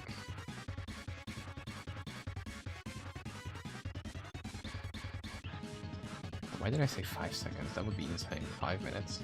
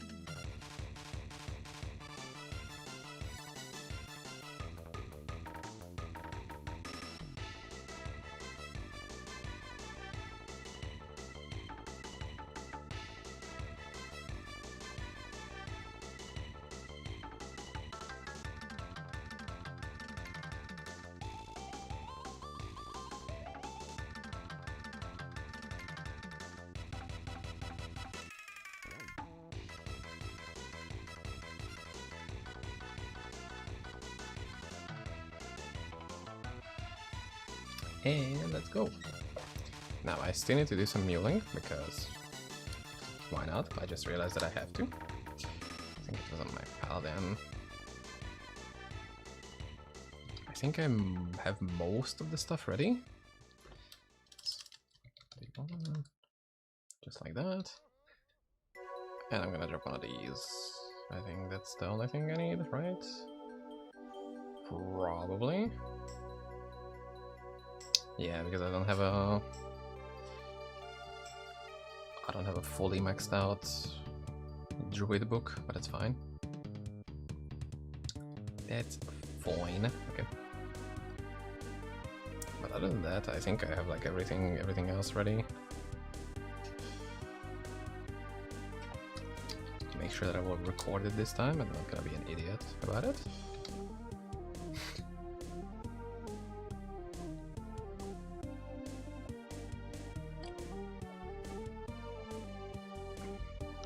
Yeah, it has paladin skills and fire pen, but it doesn't matter that much.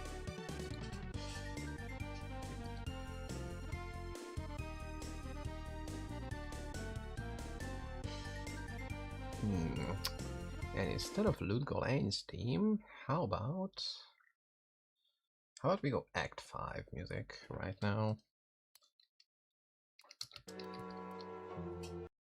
Dude, how about you?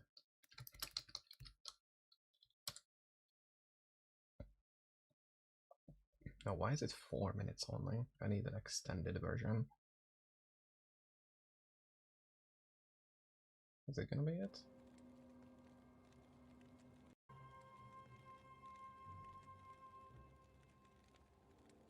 No, it's D2R. Did they make new music for D2R?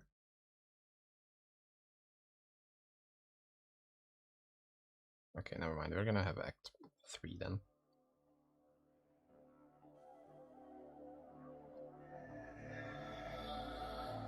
Amazing. It's very loud. Holy shit.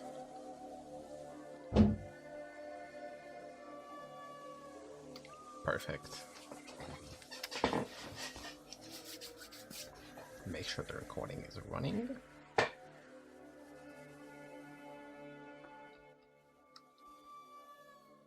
Okay, with today's second guide, we're going to be covering the mana stacking Wolf Druid. Now, this is a bit of an expensive build. The one that I've showed earlier, it also had some expensive parts, and the others are going to be much more accessible, hopefully. But this is sort of an aspirational build, which I would like to coin that term because that's a pretty good describing of what this is. This is using some of the rarest items that I've ever owned. And it has an incredible amount of prep to it. This can be pretty much min-maxed to the sky, and we're gonna showcase that hopefully in a pretty okay state. Now this, I'm only level 146, only, because of course this is the higher level you are, the more powerful you will be, and I will show that why. Now I will would like to make sure that we have all buffs running, and I do a little bit of a boss showcase for the first run, and then we're gonna show it in action in some other form. Now I think session is gonna be a pretty good indicator on that. If you have ever fought this boss, then you will probably know what I mean. And of course he starts with an invulnerability. That's awesome. Thank you for ruining the showcase, buddy. I love you too. Oh my god. Back to back. Oh my god. That is at what the fuck? Dude, he's absolutely sabotaging the run as much as he can. What a little bitch, dude. That is crazy, dude. Or just to ruin the fun. That already wasn't a lot of fun, but dude is just like ruin maxing.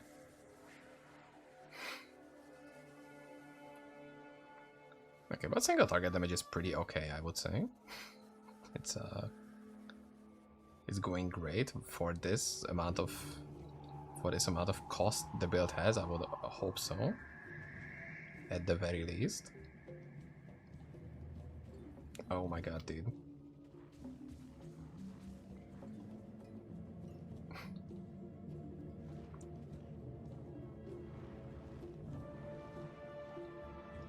So overall, with I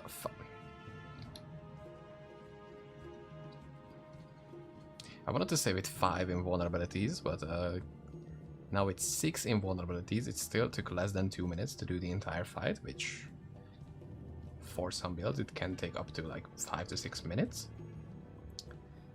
But it's fine, it's fine. I don't have to worry about that. Now we swap back to a bit of a clear focused setup. And then we do a little bit of a heroic library, level 139, which is the second highest level that you can do it. There is also level 140, but I don't have any scrolls right now. But we make sure that we have every buff running that we can. And then we go crazy. We make sure that our mana is maxed, because I will explain how this build works. Right now, what we just need to take care of is that we use our attack every 2 to 3 seconds roughly, just to make sure that we have our mana maxed out, and then we can just go crazy on teleporting and absolutely demolishing everything that's on the screen, because we have some ridiculous damage.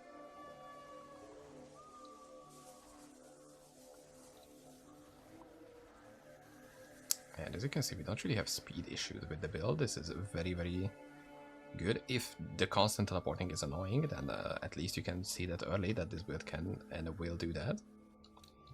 There are probably some other builds, other skills that you can use.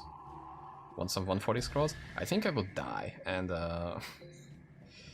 and the problem with 140 is that you cannot use teleport attacks. I mean, you can use them, but it will be just like a tiny range, and that is not pretty to see when like your main thing with this build is that you're teleporting around constantly, and 140 library reduces your teleport range, so it would look pretty bad.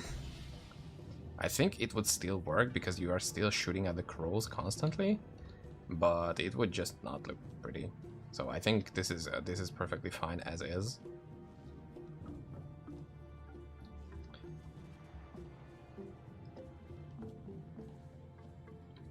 So yeah, we did 2 minutes, and we have pretty much cleared the entire thing in 2 minutes. Although we had a pretty lucky layout. Okay, we didn't get a single lightning caster, poison caster, but I think you can see that those guys wouldn't really last much longer either way. So what this whole build is about is the Asgard's Crystal Sword. Now this is a really rare item. I'm not gonna say that about any other piece, but just have that in mind, okay? That some of these items are insanely rare. This, while you are in werewolf form, adds 50% of your current mana as cold damage. Now as you can see, we have like 16 to 17,000. Very funny, shut up. But if we fill up our mana, we're gonna have like 40,000 damage on our Harbinger, which is our main clear ability, and some even more damage once we pop some cooldowns. Now we also get 10% grit, which is great. Grit is like a multiplicative damage reduction that is mostly gained from strength, but in order to achieve as much mana as we have to, we cannot really focus on strength. We are very starved on how we can spend our points. So having that extra 10% grit will help us greatly. So now that we know that the main focus is to get as much maximum mana as possible, how we can achieve that? One of the very good sources is the Trophy Hunter set. Now, Tornado Neighbor, I gotta take over. Jesus Christ, man. Hope all is gonna be fine. What the Okay, I guess nobody expected that. I wanted to say I did not expect that, but I think it's more of a surprise there as well. Holy shit, take cover, dude. Wow, I cannot really react appropriately. I'm way too European for this. I'm sorry about that. I try to be compassionate, but it's pretty difficult to show that well. Okay. So one of the best ways to get mana is using the Trophy Hunter set. for every single trophy on your charms that you have, you're going to gain a bunch of bonuses, which is going to give you a ton of extra life on kill, physical res, magic find, life, but most importantly, mana. Every single trophy that you do, besides the bonus that it already gives, is going to be another 25 flat mana. Now, that's why you want to make sure that you have every single trophy done. Now, I'm missing my last trophy right now because I gave away the trophy, the book that I have for VR to make sure that he can do the 150 push for himself, because he's gonna need that extra max rest to make sure that he doesn't die. But besides that, I have pretty much every single other trophy available. There's gonna be 22 trophies total, so that's gonna be 550 flat mana from these 2 items. These also come with other stuff like 10% max mana, a bunch of other good things, minus enemy elemental res, damage, stuff like that. And as you can see, I have percent energy runes in it. There is a rune that gives flat mana as well, 75 flat mana on in armors. Now I don't want to use that. This 7% energy is much better, and it's just the best choice overall. We also have some mystic orbs on it. I have used a Apple of Discord. Now they reworked it this season. I can actually show what I mean. They reworked it this season because I think it used to give just 40 life, 40 mana. But now there is 2 separate versions of it. There is one which gives plus 100 mana and minus 1%, and minus 60 flat mana and plus 2%. This version is way better. You want to use as many of it as possible, because this is going to give you the most amount of mana as you can possibly get. This is going to be just like outright the best choice. Second is the Zale Solar, because this doesn't have any downside. It's just 2% energy, 100 mana, and you can use 2 on each item. And there's gonna be plus 44 level requirement on every single item. This is the best combination you can get. If you're using other things like some honorifics, then this is a pretty good option as well. Idol of Stars, Aureol's Focus is fine because it gives 15% flat. 15 flat energy. But that is about it for the weapon. For this one, you will need to make sure that you have as much attack rating as possible, because, as I said, we are focusing on energy, so we cannot really fix dexterity, and thus we are having a hard time to get a good amount of attack rating as possible. That's why I'm using crafted jewels. Now these jewels are all attribute crafted, and then I try to get 5 all attributes on it, from at least 5, and then either 2% energy or 1% all attributes with 40 or more bonus attack rating, just to make sure that we can get as high as possible. It's still, as you could see, 89% hit rate. We could still upgrade it to places, but I think it's pretty okay already. And I have, let's see, which orbs did I use? I think I used, what is the percent energy one? Yeah, I used this twice. Orb of Annihilation for 10% energy. As we said, energy, very good bonus to have. And the other is just Shop Mystic Orbs for bonus attack rating. If you want to min-max this a little bit further, you can use 2 Sigils of Absolution, which is gonna reduce the level requirement. And then you either use Arrow on Striking, which I think... Did I use that? I used that as well. I have I think 2 of them, because it gives 8 damage, as you can see. So I used 2 of these. But if you want to go further about the attack rating, then you use 10-pin Striker, because it's another 100%.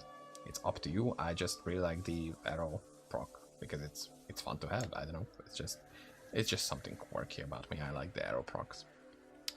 For the chest, we are using a Natalia's Deception. Now this is one of those rare items, okay? Let's just say that. And this is an incredibly good place to use your unique Mystic Orbs, because orb effects apply to this item are quadrupled. Now we are going to use the orbs that I said previously, not this. We're going to use the orbs that I said previously. Apple of Discord, if you use 2 of them, there's gonna be 800 flat mana. Now we get so much percent mana from other sources that this 800 is gonna be incredibly powerful. There's gonna be another 800 flat mana from this. So as you can see, we have 1600 flat mana, which is insane. We also get 46% energy.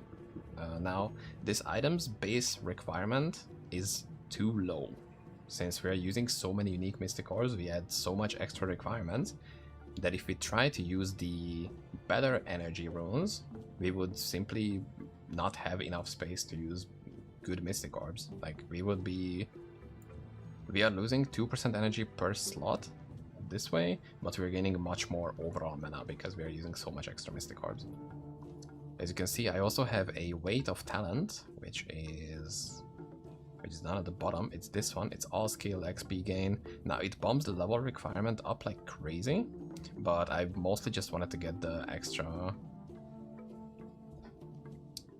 XP gain and all skills. Now the all skills doesn't do that much. Like it's a very, very tiny bonus, but the 20% XP gain is kind of big for me, and I wanted that over anything else.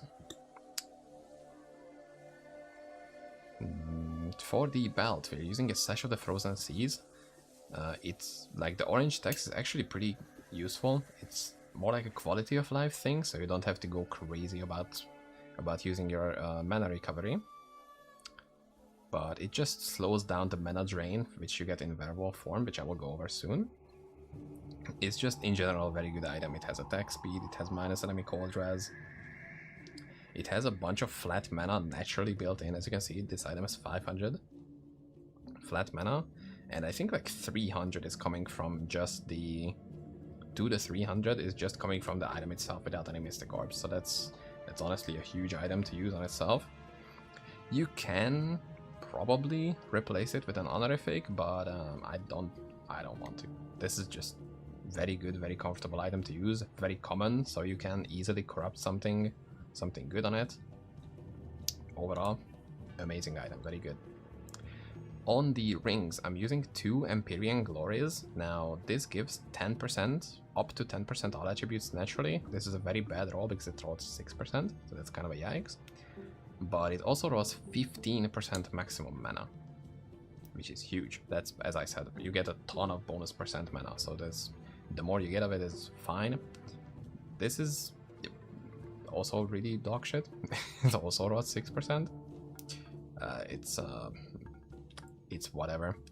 Now, you can also use Apple of Discord on these as well. This applies to pretty much every item slot you have. Just go crazy on the flat mana Apple of Discord. I just run out. We simply don't have this many in the entire group. That's just unlucky as hell. And as you can see, this has two of these. Farnham's Lost Marble.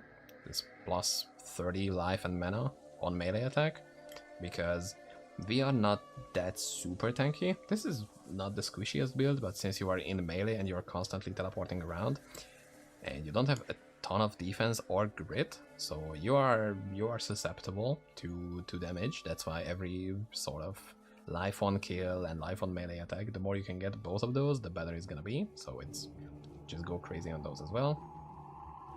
For the gloves, I'm using an honorific. The good thing about honorifics is it doubles the orb effects. It's sort of like a weaker version of this, but you have a lot of crafting options. As you can see, this item has a ton of them on. I could even leave it up to as an exercise for you guys to try to figure out which mystic orbs have I used on this.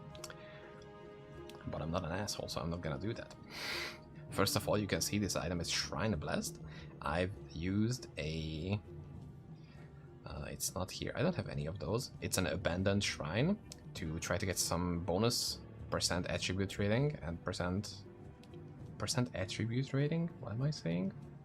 I feel like I had a stroke, guys. Make sure you are hydrating so you are not saying dumb shit.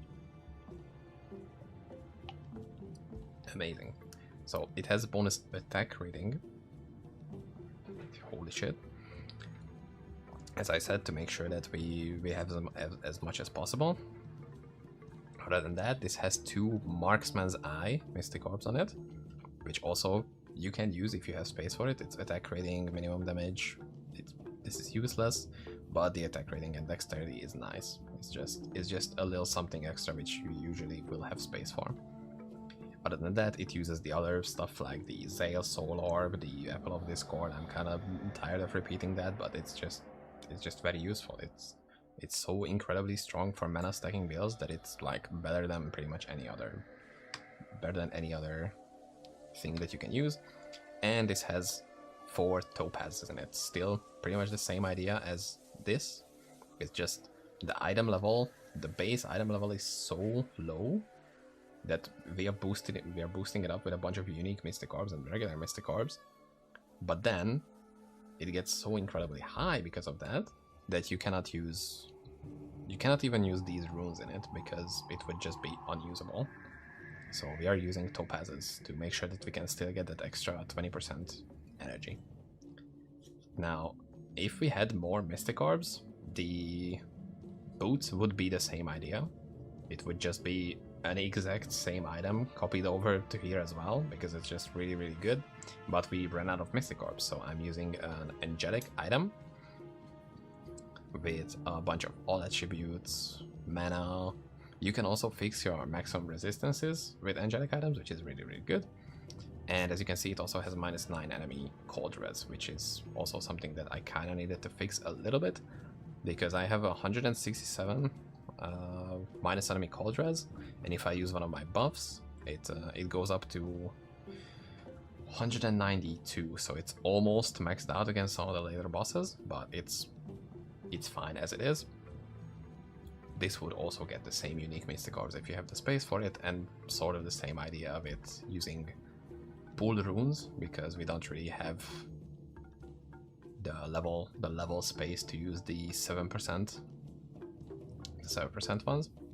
Now for the charms, there are some big choices that you can actually make, which usually you wouldn't really look out for these specifically, because these don't really give that much of a bonus for your regular characters, but for mana stackers they're kind of huge.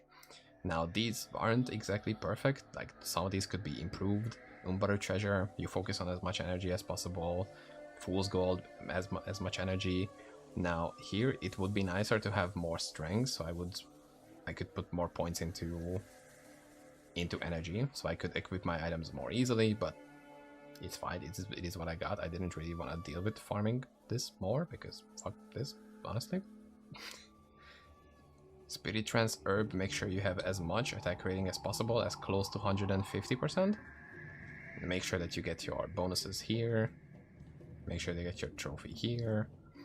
For Nephilim Key, you will be using Nephilim Mandate. That is the summoner bonus. Now, the reason for that is your basic Deimos skill will give you 5% life and mana bonus, and that is the only useful bonus that you can get. Deadly Strike doesn't do anything for you, Weapon Fist damage doesn't do anything for you, Spell damage and Spell Focus doesn't do anything for you. It's literally the only useful bonus that you can get is 5% life and mana. So that's how you get more cold damage. So this is the only useful way to get this. It's kind of weird. This is nothing. If you can get the 6 emblem, the Book of Cain on it, make sure you have that as well, because it's another +1 skill and 10 attributes, which is a bunch of energy, which is a bunch of mana. Make sure you have a laser focus. Ideally, you want to have -5% enemy res. Make sure this is 25. This is whatever. Make sure this is 10% attributes. Make sure this is as close to 20 energy. I mean, it's not hard to get 20 energy. Just try to get one. I was lazy on this as well, a little bit. Make sure you have a trophy.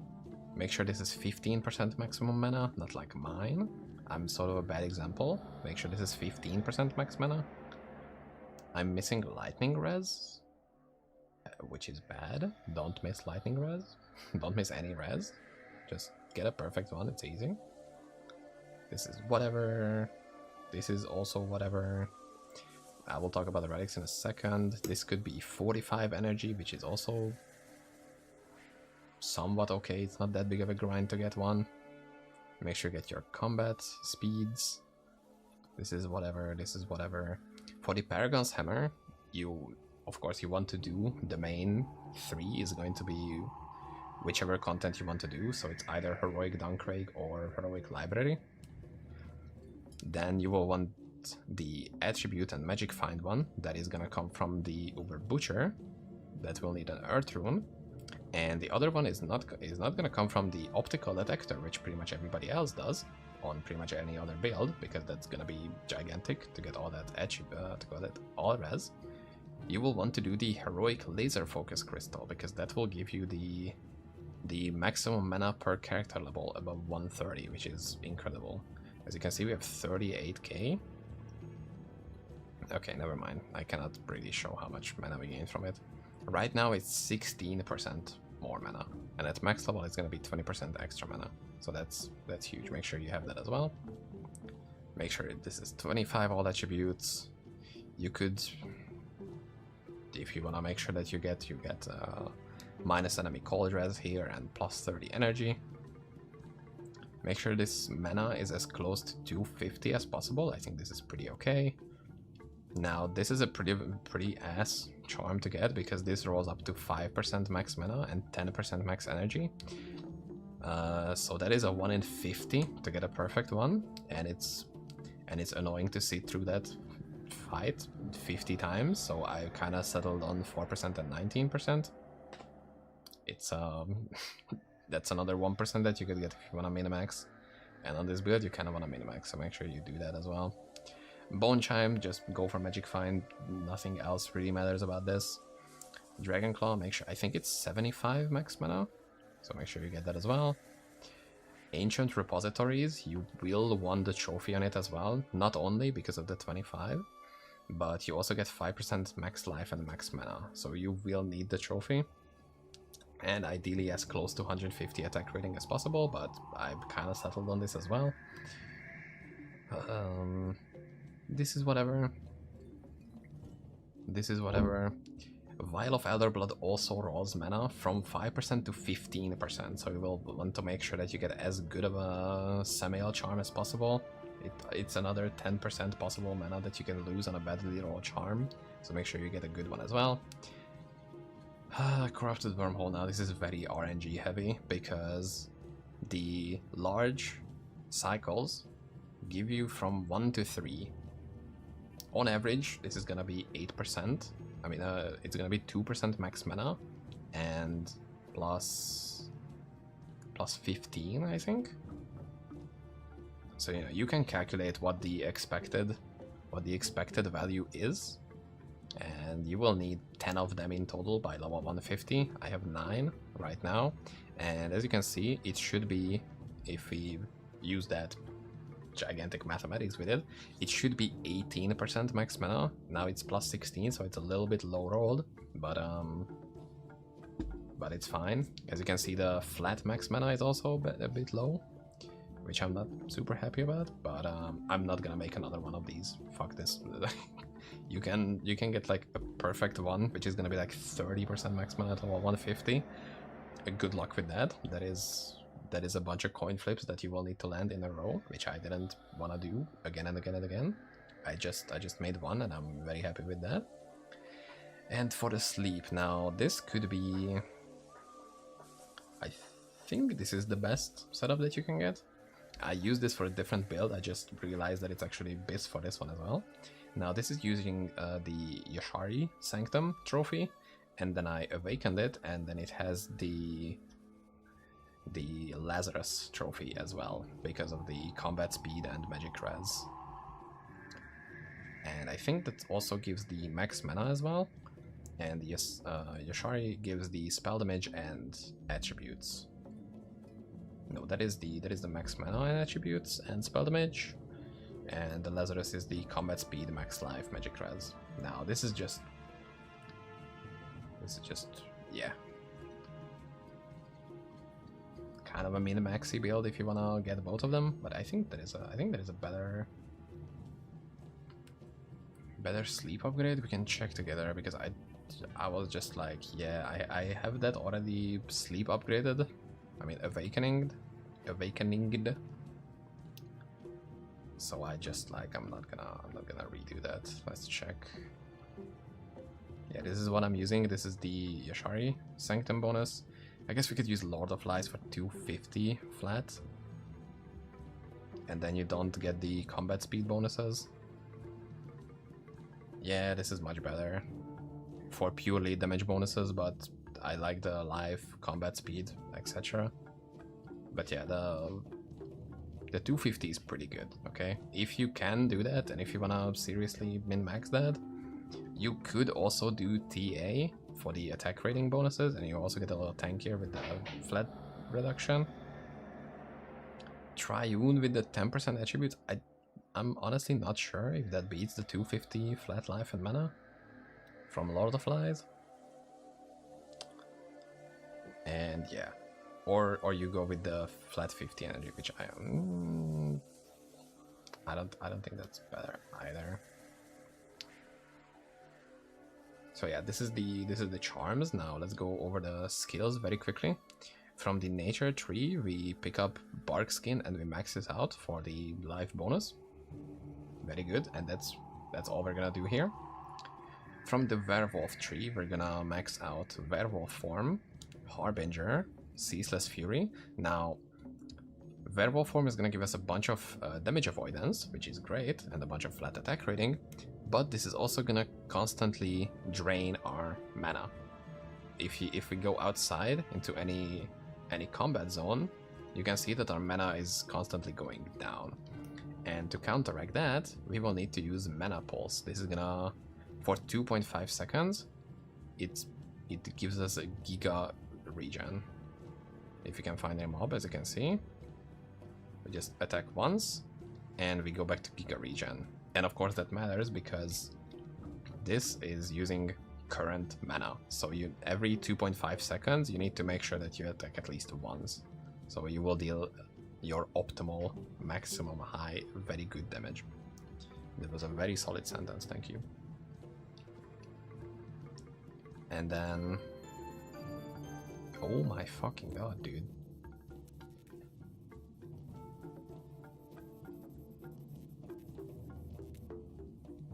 At Sledgehammer88 tipped $50 through Super Chat. Sup bud, TNX for helping and writing back to me earlier. I might have some questions lol. Keep up the great work. Have a beer on me. I will have a beer on you. Holy shit, dude. Thank you so much. I'm a little flustered. I don't know if that's the good word. Dude, thank you so much. What the fuck? Okay, crying on stream is not valid. Or it maybe is, I don't know. I'm really lost for words now. Do I have a coffee? I don't. Fuck. Thank you so much, man. For distraction, so you're not gonna see my eyes swelling up, I'm gonna put on my very cool glasses and we're gonna continue it like this because I honestly cannot handle this anymore. Holy shit. Thank you so much. What the fuck? That is insane. Where was I? Okay, I cannot have this on because this is incredibly strong, by the way. I just never had to get your live stream. You are absolutely... I cannot put into words how big of a help that is right now. Thank you so much. You know where to find me. You can DM me anything about it. You could also do that always. I'm telling that to everybody else who's watching right now. If you have any questions, just find me. Either YouTube chat, Twitch chat, Discord, the Media and Excel Discord, anywhere you can find me. I'm more than happy to answer any of your questions. And that is an insane contribution. Thank you so much. Holy fuck, where was I? I'm at a loss. Why am I not a wolf anymore, by the way? I was in Act 4 and then you got Discord? Yes. I also have like a... Let's see, is the command working?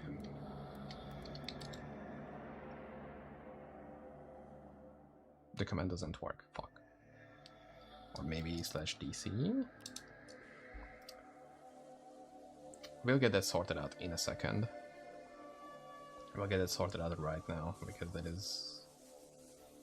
Because why does that not work?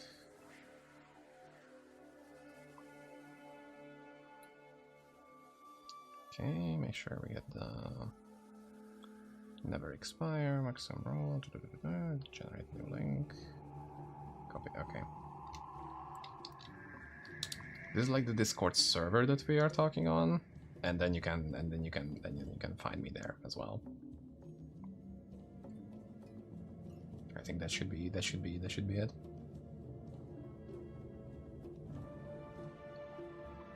Okay, I think I was at the skill tree, probably. Maybe? Yeah, I was at the skill tree, okay. So we just discussed that werewolf form gives you gigantic damage avoidance, but it gives you a big mana degen. So you have to constantly use mana pulse, otherwise you're not gonna deal shit for damage. That's perfectly good at 1 point. Now we max out Harbinger, that is gonna be the big damage that we teleport around constantly and spread out ravenous hunger. Huh? Collide the prey with surge of ravenous hunger. I never read that. Why does it sound so weird? Okay, and then we max out Ceaseless Fury, so this attack doesn't have a cooldown anymore, and we can just jump around like crazy. Like as you can see, we are just going apeshit, and that's because we have this maxed out. Then we're gonna get Feed the Pack. This is a passive which gives you minus enemy cold res based on your life leech. We are not gonna have that much of it, but it's fine. And then it's gonna give us the Spirit Wolf reanimate, so we can have some like meat shield, they can tank the enemies, and this gives us a gigantic life on each kill bonus as well. You can put the rest of your points here if you don't really have anything else to put. If you get some time in the future, I don't know what those circles does and you kill bosses. I need to upgrade certain charm, but no clue where to. We're gonna have a long talk about it if you want to. But I also want to make a video when I just explain the whole end game of Median Excel and how to do bosses. So that should be up soon-ish. So yeah, Feed the Pack is a very good recovery passive. This is just like the rest of your points if you don't have anything else to spend them on. Twisted Claw is a perfectly good 1-pointer because what I did the showcase earlier, that is gonna be the gigantic single target damage bonus. A full green werewolf set to you, thinking to make one. I think it's okay. Like I think if you want to get started, it's like a decent fizz setup. It's different than this, like it's completely different. But I think it's decent to get started on. Like you use pretty much the same skills. You max out this, you max out this, you max out this. You put some points in here, 1 point into here, you max out this one, you put 1 point into that, max out this. So you will use the exact same tree that I have. It's just you're gonna deal physical damage and not cold damage as much. Like this is a purely cold version, and that is like a mix in between. And we found a 120 sword. That's incredibly rare. Wow. Thank you. Thank you, video game, for putting me on the spot. Okay. And for the rest, we're gonna use Howl of the Spirits. This is a buff, which makes the mana degen even stronger, but gives us 25 minus enemy cold res, and doubles the base damage of these abilities. So this is when you really want to pop off. For the most part, you don't really need to, but with enough points, this is a 15-second cooldown. So I think if you put like 6 points into it, I think that's enough to make sure that it's up 100% of the time, and you don't have to worry about uptime. But you know, it's not that difficult to keep up. And to make sure that we have better uptime on skills, we're going to be putting 6 points into continuity. This is gonna make sure that our skills last longer.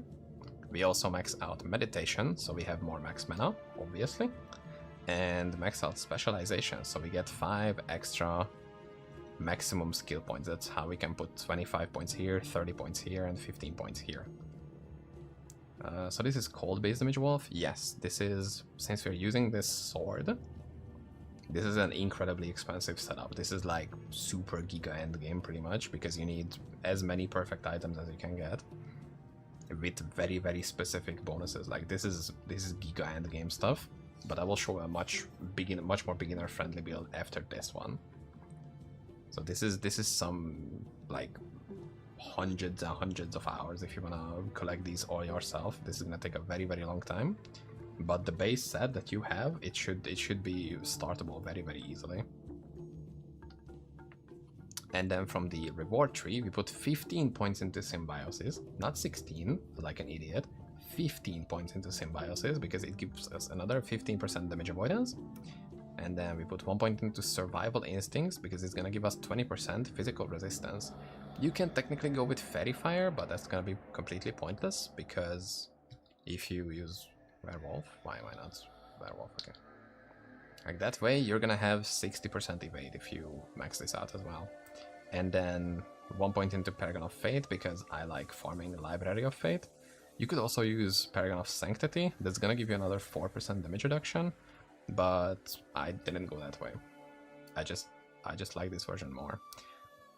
You don't really use Mythal because that would need a stationary target. Like they would need to be constantly in that area, which you cannot really do because first of all you are constantly teleporting around, and second of all you don't really do that. If you're using this setup, you will have more than enough pen for regular enemies and for bosses. You can just use Howl of the Spirits and you will get that extra 25. So Mythal is kind of pointless. And I think that's it. I think we went over the entire build. It only took me 40 minutes, so that's awesome. If you have any questions, let me know in the comments. I will try to make sure that I answer them as best as I can. And until the next one, see you later. Bye. Okay. This is done. Thank you. How do you craft emis and rings? What pots or runes and orbs do you need? Rings you cannot craft, sadly. Not yet, at least. For amulet crafting, it's there is like a basic level, which if you go into Act 1 in Hell difficulty,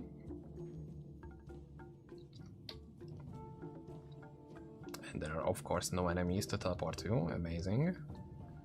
Once again getting sabotaged in as many places by the video game as possible. You go into the pit, you get in here, and you have to kill the boss here, which is gonna drop you a potion of alchemy, or oil of alchemy, I think it's oil of alchemy. Get to the infernal cave, and kill this boss. Now it's level 105, it has a very, very small HP, it's gonna be very easy to do. And now you have this oil of lesser alchemy. And once you have a set amulet, I don't think I have any extra set amulets. I probably don't. Yeah, I don't have any extra set amulets. This is fine. So you either need a set amulet or another crafted amulet, which you can make with this oil. You just put this here, and then you just combine them. And it's gonna give you 3 chances to make a crafted amulet. Now these can have a bunch of different attributes. If you right-click this oil, it's gonna very, very slowly tell you what amulets you can get. It's gonna always get a +1 amulet, like a +1 all skills, and it can have either 10% movement speed, life regen, innate elemental damage, % vitality energy, enemy res, phys res, weapon damage, curse reduction. These otherwise would not be on just like a regular rare amulet, so it's gonna be some, like, if any of those bonuses are good for you, then you are gonna be much better off than just trying to get like a random rare amulet or a set or unique or something like that. Like, as you can see, this has the curse length reduction. This rolled 5% vitality. This rolled 25 phys damage and doom on kill and 3 all skills. This is pretty okay.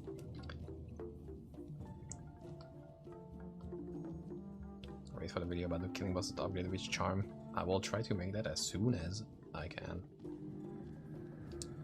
Okay, but now we are done with the Wolf Guide.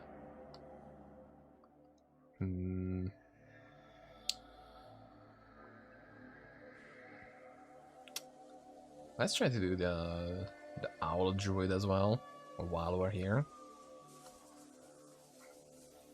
No, but I don't have that many respecs. I need to get some more.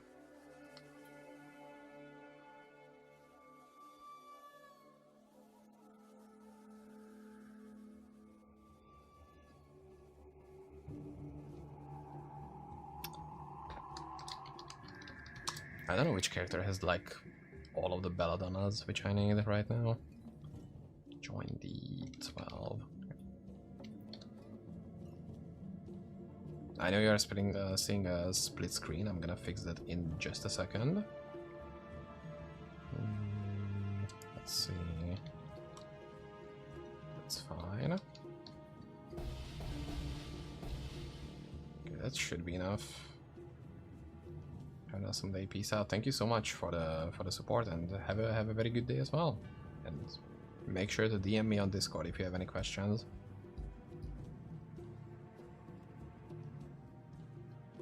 I'm still shocked. I still cannot react to that properly. I'm absolutely flabbergasted. Okay, let's redraw to Owl Druid. Let's become an owl.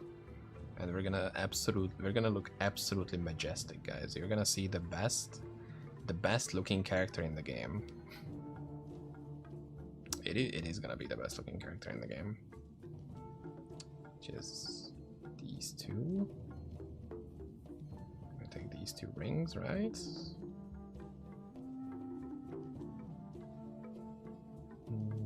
We're gonna use this hammer just so we get some extra res. I should have another sleep charm for this, because this is a fizz build and we need different everything pretty much. We're gonna take that minion res, and I think we have another minion res. Relic? Yes, there it is. Okay. There's there. We're gonna take that. Okay, make sure we pump some decks. And then some strength to swap gear. This is gonna be a much less min-max build, okay? So it's gonna be fine. If I make some mistakes here and there, because this is a much more relaxed setup. Do I not have a belt? Yeah, I don't think I have a belt, actually. Okay, that's fine, I guess. We're just gonna deal with that as is, okay? It's even more relatable, okay? After that fiasco with the Giga Min-Max build, we're gonna have some shitty items in here, okay? Which is fine. Okay, that is...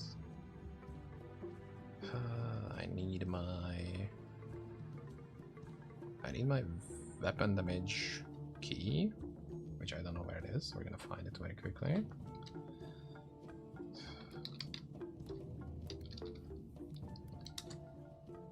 Onslaught, Nephilim Onslaught. It's on my sorceress, of course.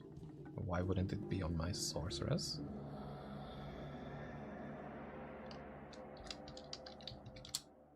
Oh yeah, because I have an interesting setup on my Sorc as well. Okay.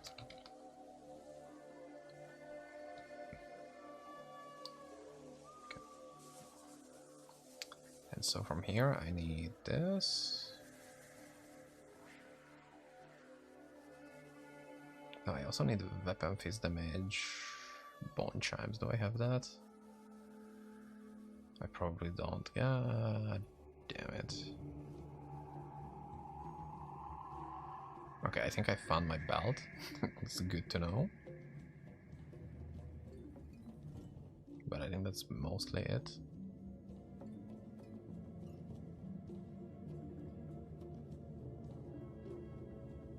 Yeah, that's about it. Yeah, I don't have anything else in here.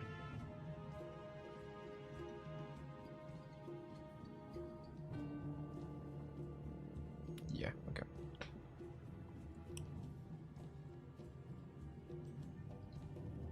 Unrelated question, but this cold sorceress is not a thing. Can't really find anyone playing her. Right now, at least in my opinion, cold sorceress is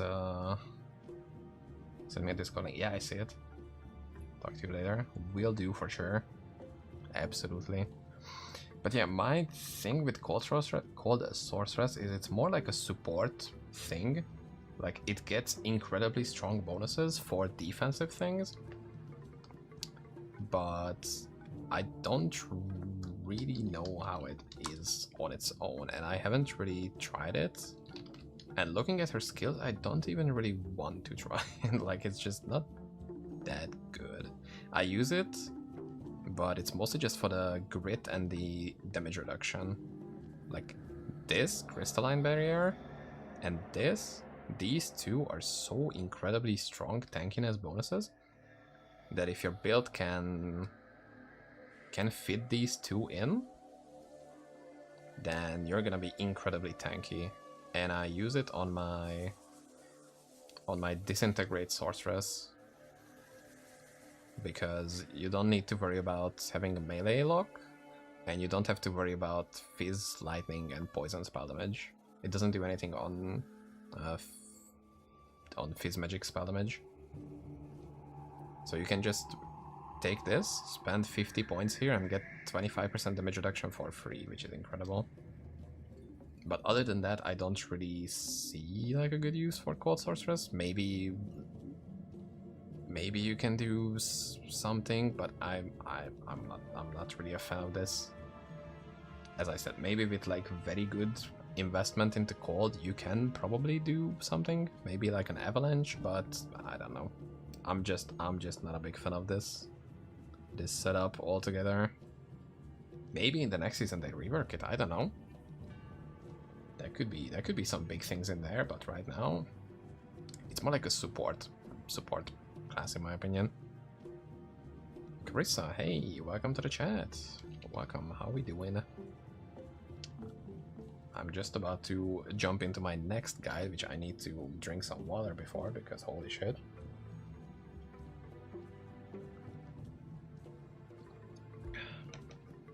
Pretty good, you. I'm incredibly exhausted because it's so freaking hot in here still. I have like a tiny desk fan. I'm gonna show you guys this beauty. Look at this. So compact, and it keeps me alive. It's so good. I found it yesterday outside. It was outside on like a just thrown away at the side of a table for 2 years almost. And it still works somehow. And it didn't like short circuit my entire house, my entire room when I just plugged it in, which probably was the dumbest thing I could have done, I feel like. But it just works. It's good. It's awesome. It's not like a full AC unit, of course, but it's something. Okay, make sure that the game is fully in screen. Good. And yeah, other than that, I'm just this is a guide day. I said I'm gonna do a couple guides already in the season, and I was kind of lazy about them, so I'm just doing them, all of them, in one day, which is taking a noticeable toll on me. Like, I'm handling it pretty difficult, but it's fine. Okay, for this,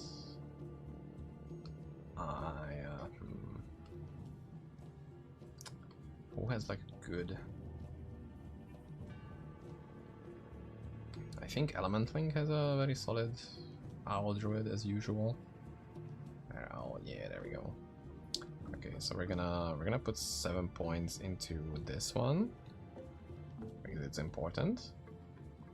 From the Owl tree, we're gonna put 1 point into Owl form, 1 point into Earth Talons. We max out this. Yes. We max out... No, we put 20 points into raid, just so we can have 2 extra targets. Either a side or XL with a tier list for builds. There isn't that much activity from people, sadly, that it's that we don't really have a tier list. We had a tier list a long time ago, but the problem is it's not really up to date. So build tier list, like it's very outdated. It's for season 35, so it's not great, sadly. It's how old? What season we are in? Yeah, you know, it's 6 seasons old. Kinda outdated, very outdated.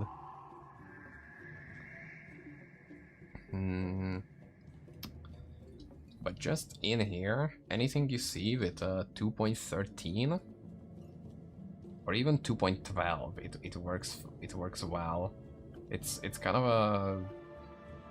a whatever way to look at builds. There is just not that much community work on making many updated guides, which is what I'm trying to do right now. Very sloppily at that, but it's something. I'm trying. And then we put like 20 points into ferocity, I think somewhere in that range.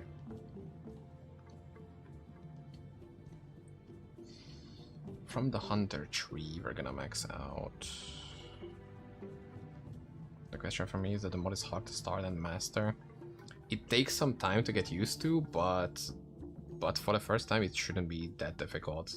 I don't think it's that hard. It's just there is a lot of smaller system changes that you need to get used to. Like, what is this, for example? Skill trees are a bit different, so if you are basing your knowledge off of the vanilla game, then every class is 100% different. That is not the knowledge of that. But respecking is incredibly easy, because for the first 50 levels, if you've done the Den of Evil quest, you can respec as many times as you want for free. So you can try out a lot of things in the first 50 levels, and even then you still get your 1 free respec per act. And then you can find later on these oils. What is it? Am I blind? Yeah. You can find these green oils, which pretty much acts like a respec for free as well. So in the first 50 levels you can experiment with builds as much as you can, and even then it's pretty easy to swap around, because you can make your own unique items. Like, you can make unique versions of items on demand pretty much. So it's pretty simple. If you see like maybe Bear Druid is not your thing, you can just go to Akara, respec, and then make, for example, Wolf Druid items pretty simply in just like 10 minutes, and then bam, you have your respec for that much. So that's pretty great, in my opinion. Max out this, we max out this. Heart of the pack for sure.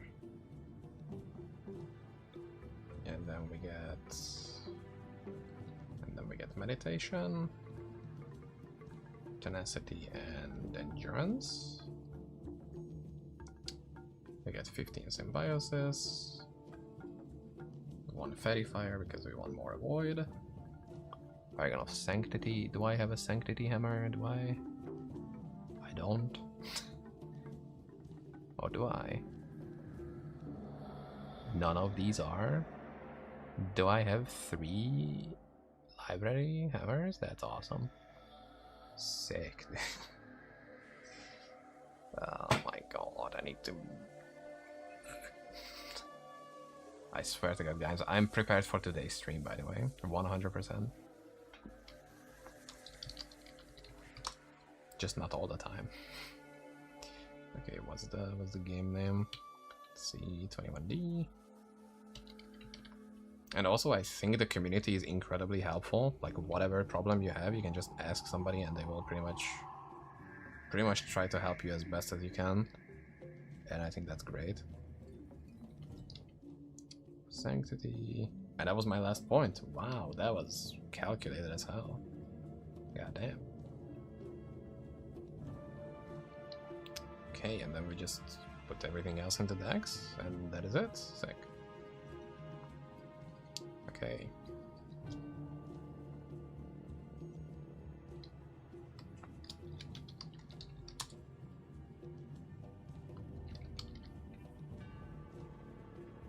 Okay, now I need to figure out the buffs for this as well.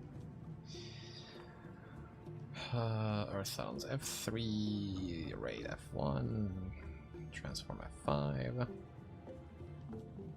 F6, F7, F8. That's that. And then maybe like Harvest on this, and I think that's good as is, right? Probably. Okay. Okay, we turn into an owl. Look at this majestic. Oh my god, look at how beautiful we look.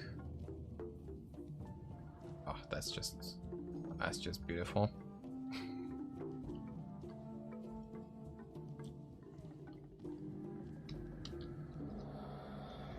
Okay, that's great.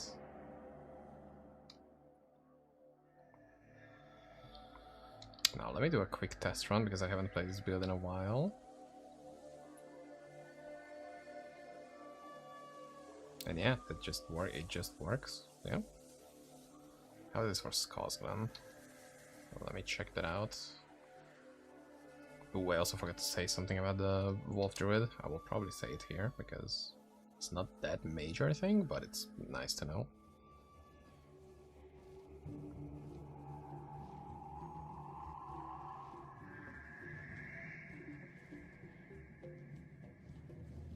It is not as quick of a build as the other two were, but I think it's really, really good at getting started with other builds. Like, it's very easy to build from the ground up, and it's just incredibly solid and allows you to farm up to whatever you want, because it can kill pretty much every boss. And has still pretty solid single target damage, as you can see. Okay, let's change music again because I want to. Is there actually no uploaded full-length Harrogate theme? Like, there is no way.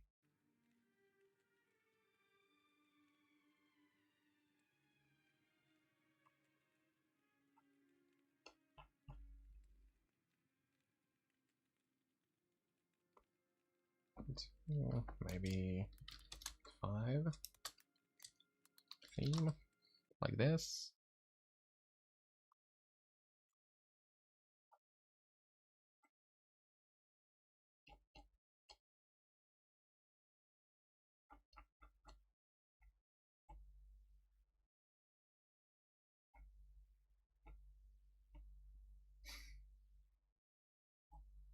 Because every other song which they have uploaded is from D2R, which I honestly don't think is the same. Is it not the same? Why would it not be the same? Just lower than any other Sark spec. Yeah, I mean, I haven't tried fully just relying on the cold itself. So there is, and it's more melee focused from what I understand. Like, it's definitely more melee centric, and that doesn't have the gigantic AoE. So you kind of have to get used to that a little bit, but with enough investment, it should be doable. I think, like, it's not entirely useless. It's just the other specs have gotten much more love over the years.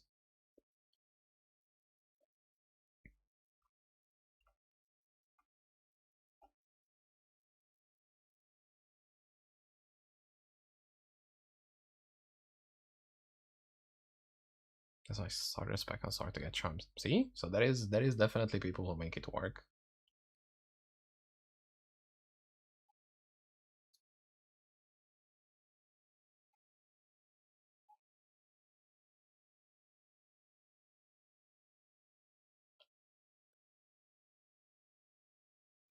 It's so weird that there is no 1 hour version of this.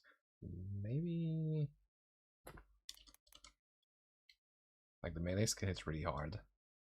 I haven't tried that, so I guess I'm gonna take your word for it, and I'm gonna spread it as gospel now. Now all the responsibility is upon you. Just kidding. So...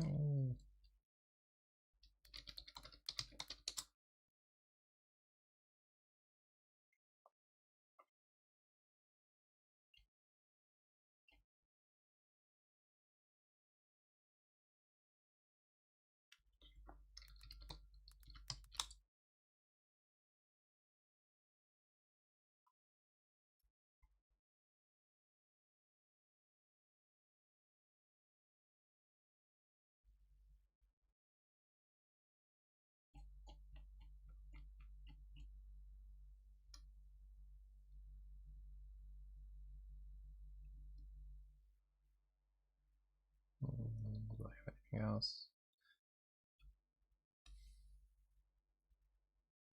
Whatever, Mega Man music is also fine, right? I mean, I use it frequently enough that it's fine. Okay, make sure we hydrate as well. Make sure you guys don't leave that out.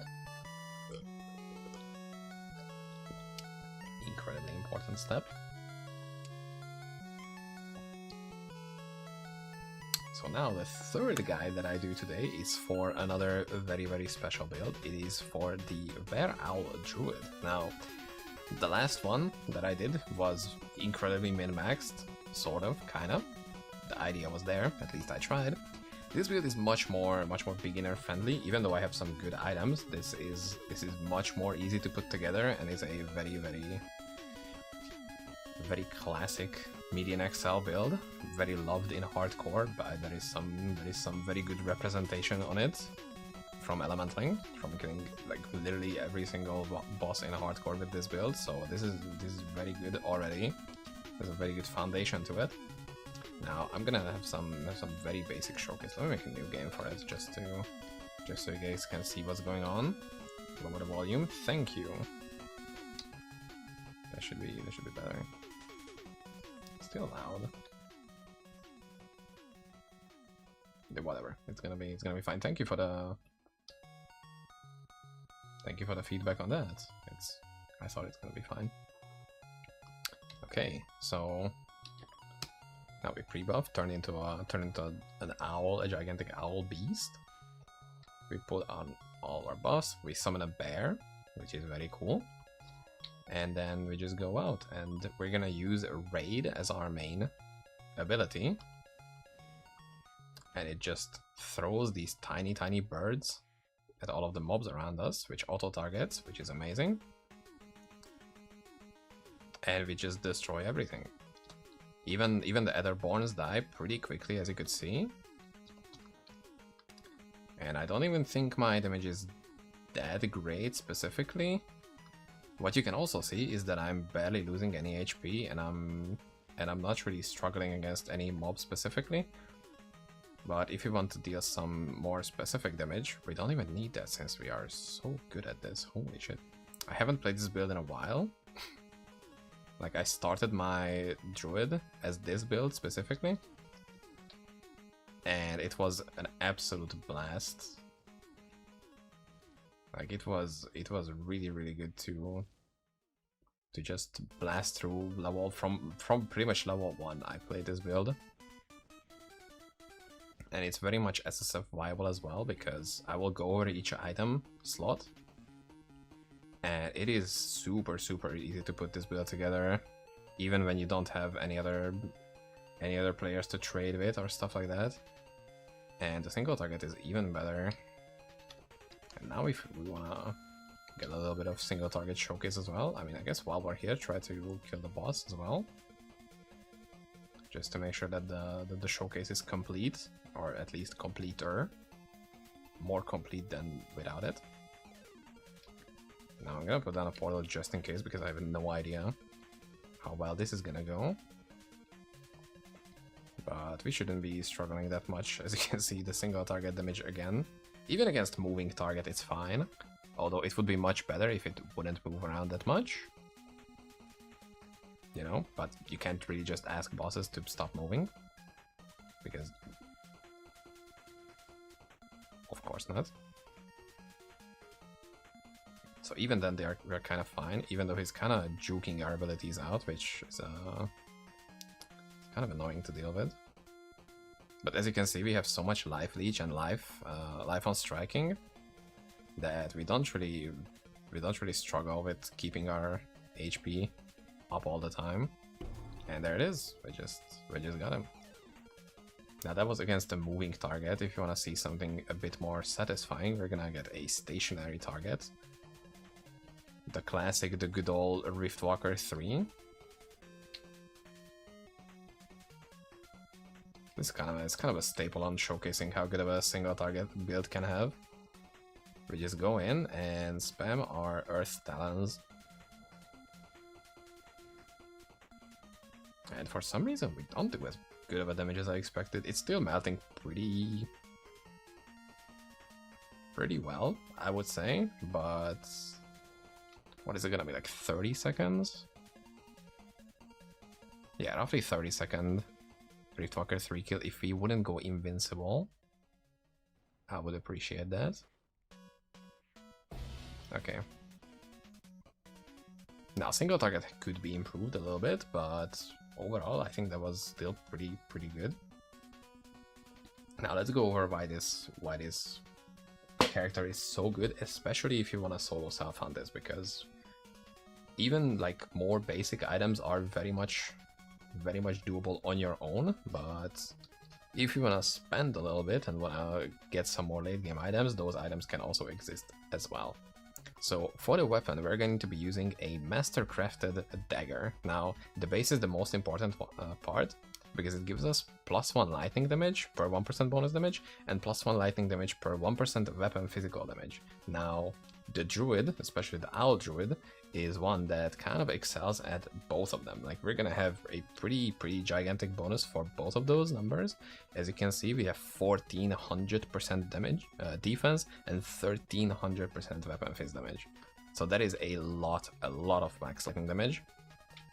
And we're going to be dealing a lot of tiny damages, a lot of tiny hits, which get that added gigantic flat bonus damage, and we're gonna be destroying, as you can see, everything pretty much on the screen.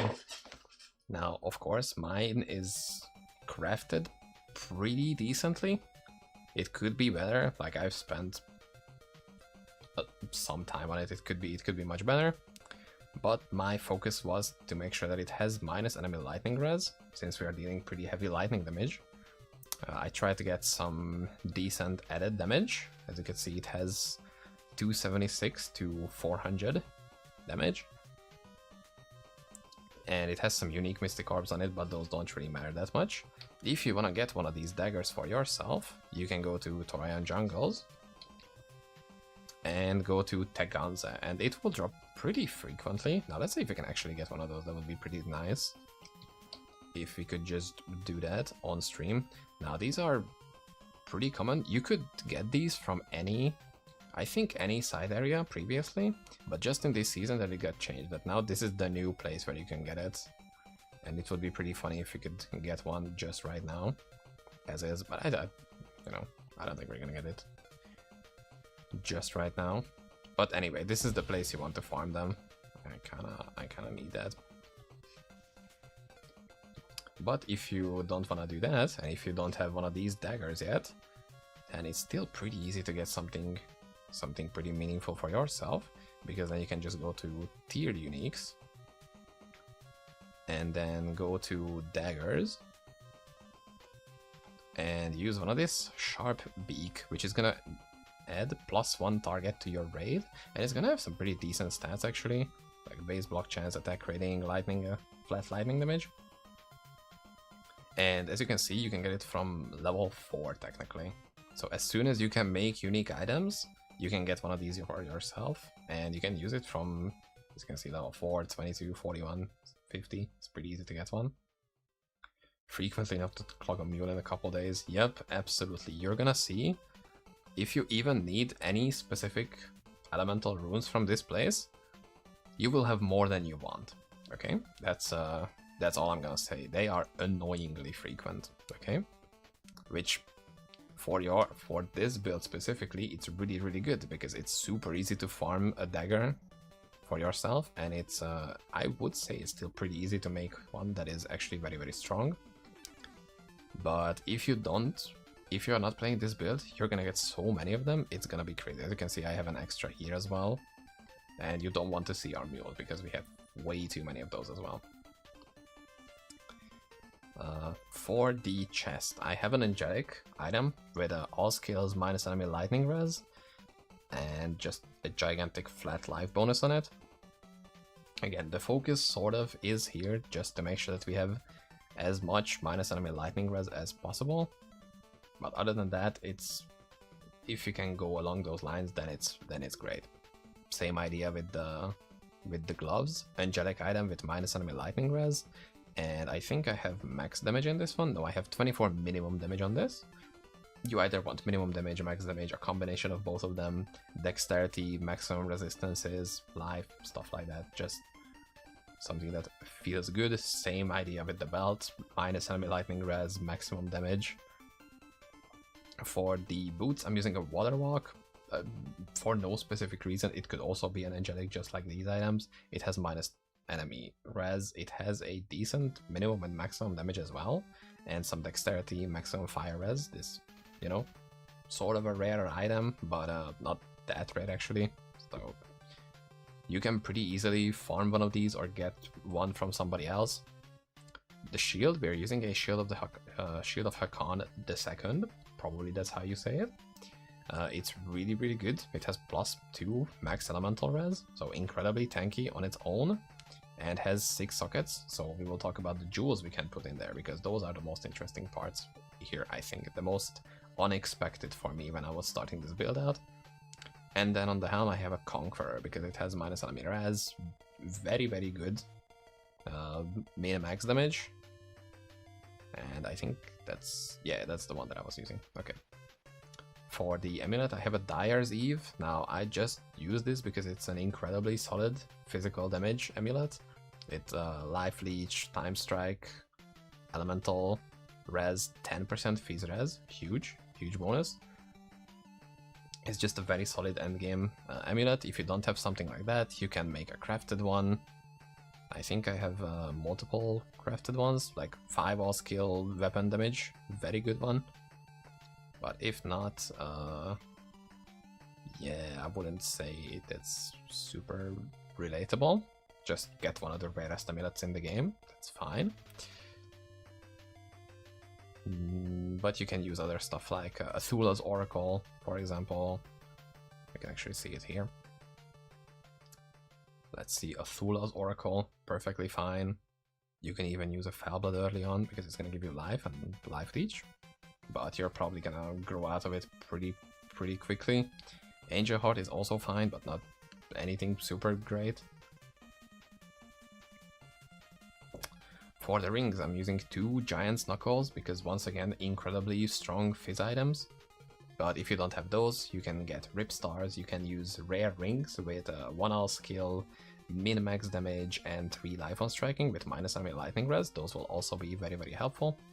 But these are also incredibly strong, so, you know, it's pretty much up to you which one will you be using in the end. And now for the most important one, part, because in every single piece of item, as you can see, I have a bunch of crafted jewels. Now, what's up with these? The special mechanic here that we're going to be using is from the Hunter tree. Once you max out your Bear Companion to 25 points, you can get this passive, which is going to give you 3% weapon physical damage per 1% summoned minion res. And that's why every single one of these jewels is at least 3% summoned minion res. Because you can think of it as 12% weapon physical damage, which is first of all gonna be weapon physical damage. It's gonna increase the physical damage of your weapon. But second of all, it's gonna also add 1% flat lightning damage because of the orange text here. So it's like, it's a double bonus. It's just, it's a gratis. It's 1 for 2, 2 for 1, 2. 1 you pay once and you don't get anything because this world sucks. Okay, just kidding. So yeah, that's why you want to make sure that you get as many of these as possible. Now these alone won't be enough to get yourself capped at 600%, but it will get you pretty close. And any other chance that you can get some summoned minion res is gonna be amazing. For example, we will get some from charms, but while we're at the skill tree, let's make sure we also talk about it. From the nature tree, we max out the bark skin because it's gonna give us bonus defense. We talked about it earlier, bonus defense and damage, and a insane amount of flat life. And you max out growth because it's gonna be 40% summon minion res. As we talked about it, summon minion res is huge. From the owl tree, we put 1 point into Wereowl form, 1 point into earth talons. We max out charge talons because it adds a pretty reasonable amount of flat lightning damage. We put 20 points into raid because it's gonna give us 2 extra targets, and with this skill, the more targets it has, the more damage you can deal. It's with the skills that auto-target, those behave very weirdly sometimes, so you want to make sure that these have as many targets as possible. And then we put some points into ferocity, so we can have some extra damage, physical damage, which will turn into elemental damage as well. I mean lightning damage and physical damage as well. So it's another double bonus. And we don't take any of these. If you want some life regen, you can put Progeny's Blessing, but I don't really like. As you could see, we could, as long as we are actively attacking enemies, we have so much life leech and everything that we are just full HP all the time. From the hunter tree, as you could see, we put 1 point into all of these, max out the bear companion, because first of all, we get primal bond, insane damage bonus, and we get a bear companion, who is insanely tanky, 500k HP, and for, I don't know how this works exactly, but this guy has some big damage reductions on the side, because this guy's 500k HP seems to be so much more than any other minion with 500k HP. This guy just never dies. He's invincible pretty much. And then we get Heart of the Pack, because we're going to gain 800 life regen per second. Sometimes when Bear Companion attacks, it's a 5% chance. You can max this out if you have 3 points into it. It's gonna be a higher chance. But if you're just close to your Bear Companion, it's gonna proc enough that you don't really need to worry about that. From the mastery, I just maxed out meditation for the mana regen, so I don't have to worry about mana leech and some stuff like that against boss fights. Tenacity, so make sure that I have as high phys res as possible, and then endurance to make sure that we get some big life. Like, you could get way more if you focus on it well enough, but I just went with maxing out dexterity because I wanted damage. From the reward tree, we maxed out symbiosis for 15% damage avoid. We put 1 point into Fairy Fire for another 18% damage avoid, and then we put 1 point into Paragon of Sanctity, because in this current season, if you want to do Heroic Library of Fate, enemies have high physical damage reduction, which kind of messes with the build. That's kind of unfortunate. But you also get 4% damage reduction at level 143, which is nice. So that's about the skill tree. We went over the items. And you make sure from the stat distribution, you want enough strength to be able to wear your items. And then it's dexterity and vitality. You choose how you want to. You can go vitality maxing if you want to make sure that you're as tanky as possible. Like if you're playing hardcore, this is going to be a very, very nice choice for that. But if not, just go crazy on dexterity, and that's going to be some even more damage and attack rating. So you'll make sure you will never miss your targets. For the upgrades, oh my god. For the sleep, you ideally... Where is my... I had a fizz damage sleep, which I just don't have here for some reason, which is sick. 2 bars from 150 and power lines are done. No. I mean, I'm glad that you have like. Is everything else okay? Like I hope all else is fine. Like you are in a safe place.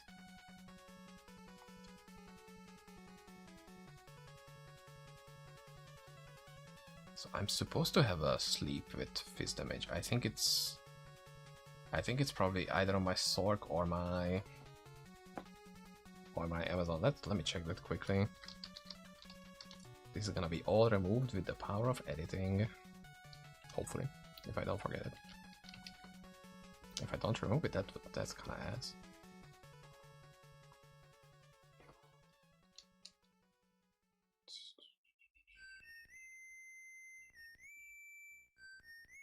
Dude, I'm standing in my own way. Get out of here. Get out of here myself. Okay. Yes, there it is. That's the one that I wanted. Thank you. Thank you, myself. Very nice of myself. Okay, so for sleep, you ideally want this one. This comes from the Triune Trophy. Trees and power lies down, but everyone is safe. I hope that stays the same. I wish you guys the best in these times. Like, that sounds absolutely awful that you have to deal with that. Wish you guys the best. So we focus on both the damage and the attributes are very nice bonuses that you can get from this. And if you have this, I'm honestly not even exactly sure which I would awaken onto this, because this is like the best baseline that you can get. I mean, we can check, but it's like up to you, honestly. If it decides to load in, that is. Like, you have a lot of options actually. In my opinion, at least. Like, you could even go Dunkrig with the damage to demons and undead, because that will in turn change into weapon fizz damage if you're using a bone chimes like this, which you kind of want to, obviously, because that's the best one that you can get. But then you can also get what is even worthwhile here? I mean, Triune that we already have. You could use Eve of Destruction for weapon fizz damage and XP gain, or you could go for Ghost of Old Bramtown, if I think we have space for that.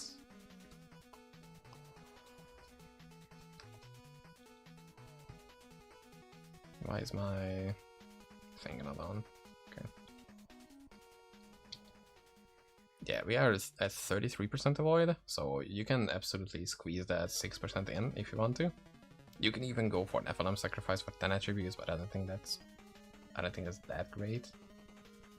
Or Legacy of Blood if you wanna make sure that you are absolutely on top of your lifesteal and mental steel, but I think the good thing about this is that this is such a relatable build that you don't really get that much out of an Awakening.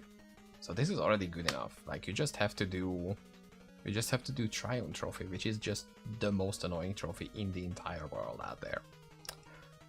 Which sucks, I think. That's bad. But thankfully you are a druid, and if you make a crafted druid helm, you can get a dominate on a druid helm, which is gonna help you with Triune Trophy.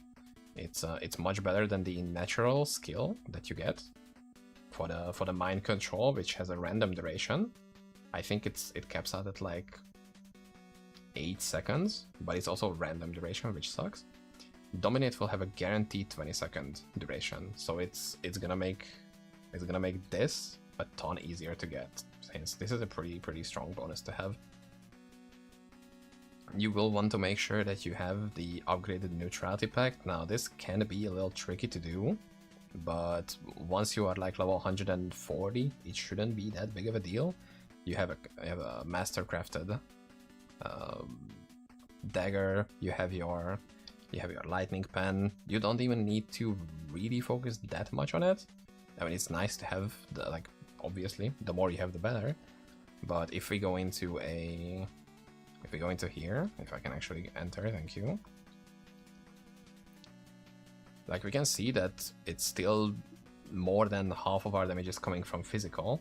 You just want to make sure that you also have some lightning pen, so you will get some of that bonus as well. And then what else? What else is necessary to... Yeah, this is an easy bonus to get, I would say. Like, that's pretty much free 20 physical damage bonus. This is not even necessary that much, like it's 5%, which we can easily take it or leave it. Oh, also the relics. Now, we have this. This is an option to have. You can be completely fine without it. I just found it on my Wolf Druid, so I was like, I'm not gonna not use this. This is very good. It's another +1 target to raid, and as I said earlier, the more targets you have with these skills, like they are kind of wonky around how their auto targeting works, so it's just the more targets the better. And my other 2 relics are 2 summoner relics, which is an interesting thing, but as you can see, both of them give summoned minion res, and we have seen that 1% summoned minion res is 3% weapon phase damage. So these together, this is like 28 times 3, that's 60, 84% weapon phase damage for these 2 relic slots. You can have better ones. I think like Broadside is incredibly good because that gives you Deadly Strike. You can use Titan's Fortitude, you can use Shower of Rocks because that alone has like up to 90% weapon phase damage, I think, with 2% phase res. There are a bunch of good relics that you can use, but it's just, I just kind of wanted to show that even something like this, like 2 otherwise pretty bad relics can be very strong on this build because they are a useful bonus, actually. Glorious Book of Median also gives you a nice damage, like it damage to demons, which is weapon phase damage, and adds flat 10 to 15 damage. So it's even just the basic one is very useful. So it's kind of in time for you to learn how to do the Lazarus fight. I have made a video about it. You can check it out somewhere on the screen. It's gonna be there. And yeah, just get it. It's not that hard. Once you learn it, it's not that hard. Just get it. Grow up and just get it. Besides that, I think, yeah, you should get this trophy as well. Pretty simple. 5 to 10 bonus damage. Why not get it while you can? It just takes a little bit of dodging here and there. This doesn't even need to be as high attack rating for this build, since you are a dex-based build. You will get an attack rating super easily. And the dimensional key is going to be Nephilim Onslaught, of course, because that gives the weapon physical damage bonuses. And once you kill Deimos, you can upgrade it to get 5% Deadly Strike, and that's just gonna be huge. I don't even know how much Deadly Strike that we have right now. We have 22%, so that's pretty, you know, that's something. And overall, I think that is what I wanted to say about this build. It's pretty easy to get started even. I'm gonna leave some links in the description because I think Element Link has put some very, very useful resources out for people who wanna start this build. So I'm gonna make sure that you can level this build from the get-go, from level 0, pretty much, with no outside help. You can just do it on your own, and it's gonna be incredibly good. And I think this build can get you straight to 150 without changing builds, with just doing this and slowly putting everything together that you can, and it's gonna be incredible. And I hope that you guys try it and have a very, very good time with it, because I really had. As I said, I leveled this build from level 1 to like level 145 or something. So make sure that you try it out, and in case you have any questions, let me know that down in the comments, and see you in the next one. Bye! This is the 3rd time I say goodbye to everybody. That's awesome. What am I gonna do? Say goodbye a 4th time? Oh, that's gonna be insane. And yeah, I just have some fun with this build, because I really haven't tried this in a good amount of time, because then I just went to the Mana Stacker variation with this, and then I have gotten quite a number of upgrades to this build. I think I can explain the Winter Avatar build as well today, and I think that's gonna be it for me today. Because then I will go and edit all of them and upload hopefully all of them until like tomorrow probably. That should be doable, maybe. Says me, who I can absolutely not get the scope of things because I'm an idiot. I think things are easier to do than they are. Like, look, we're just standing still, tanking everything, and just surviving. That's awesome. I love this build so much. So good.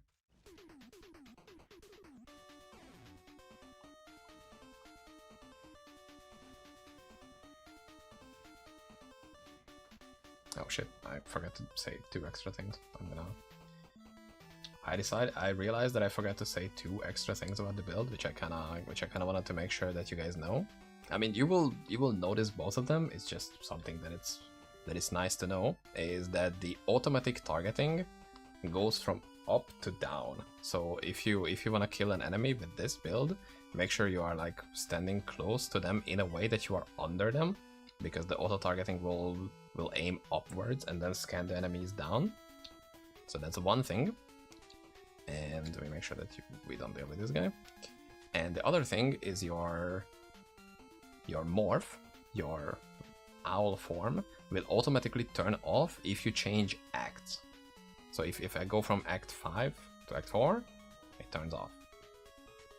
Turn this on, go to Act 3, this turns off as well. Now this is pretty easy to see if you want to see Duncraig is in Act 1, that's very straightforward. There are some others which are, you know, you kind of have to find out for yourself. For example, Key of Sin, this is in Act 4. So if you don't want to mess with this, you just open the Key of Sin in Act 4.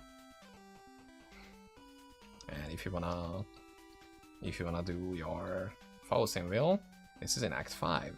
So this will also turn off. It's just some very, very minor thing. I just wanted to make sure that it's in the video as well. Okay, goodbye. Okay, hopefully the information is out, even though it's like a very small thing. So I just wanted to make sure that it's there. And I hope I don't leave out some incredibly major thing, like you need to make sure that your monitor is turned on, otherwise you can't see shit. I hope I don't leave out something like that. But if I did, I will have to add that after, which I don't really want to deal with. Oh my god, it's so easy to deal with this guy. Dude, Bear Companion is absolutely goated. S tier summon.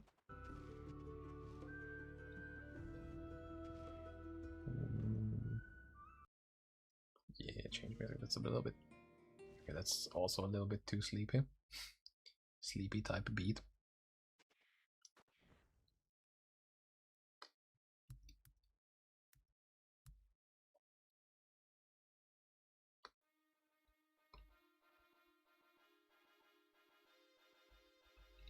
Okay, much better.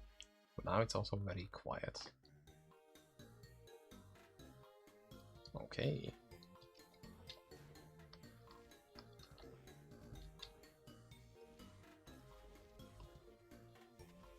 I'll get an enable ring, sick.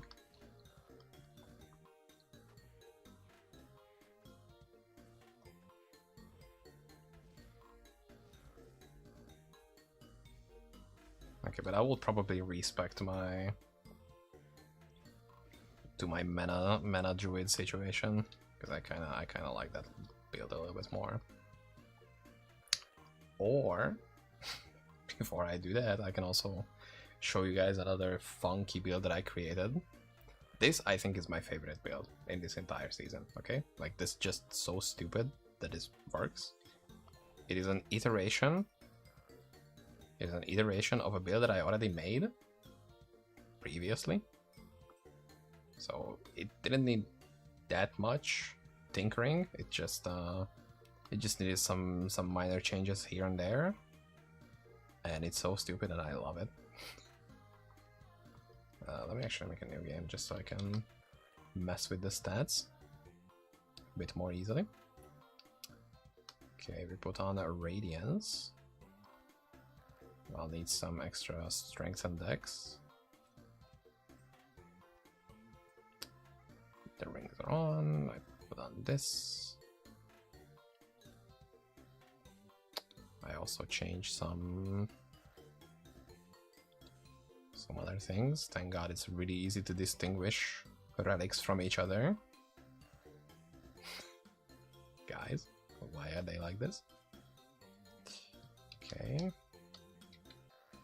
Some strength dex.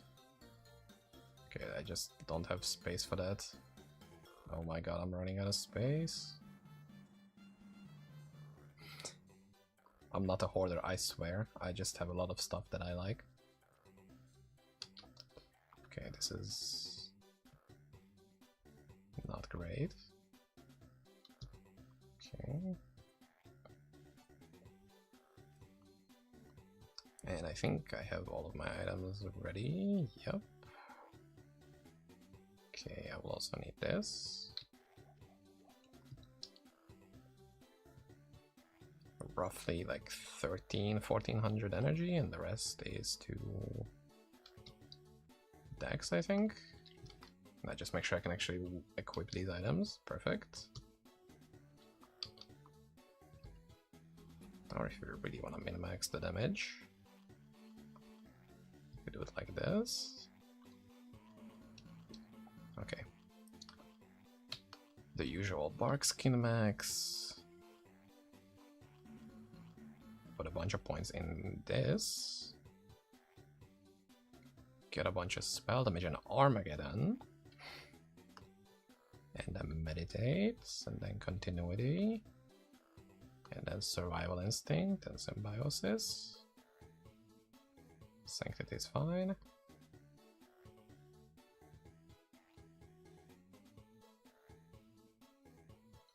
What else could we need from here? We will have a ton of HP, so that's not a problem.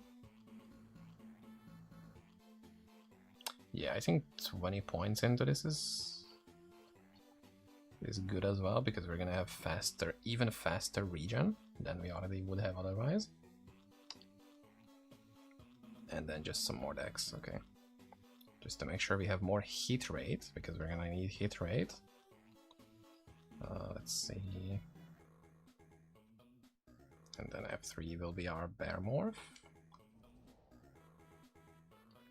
Okay.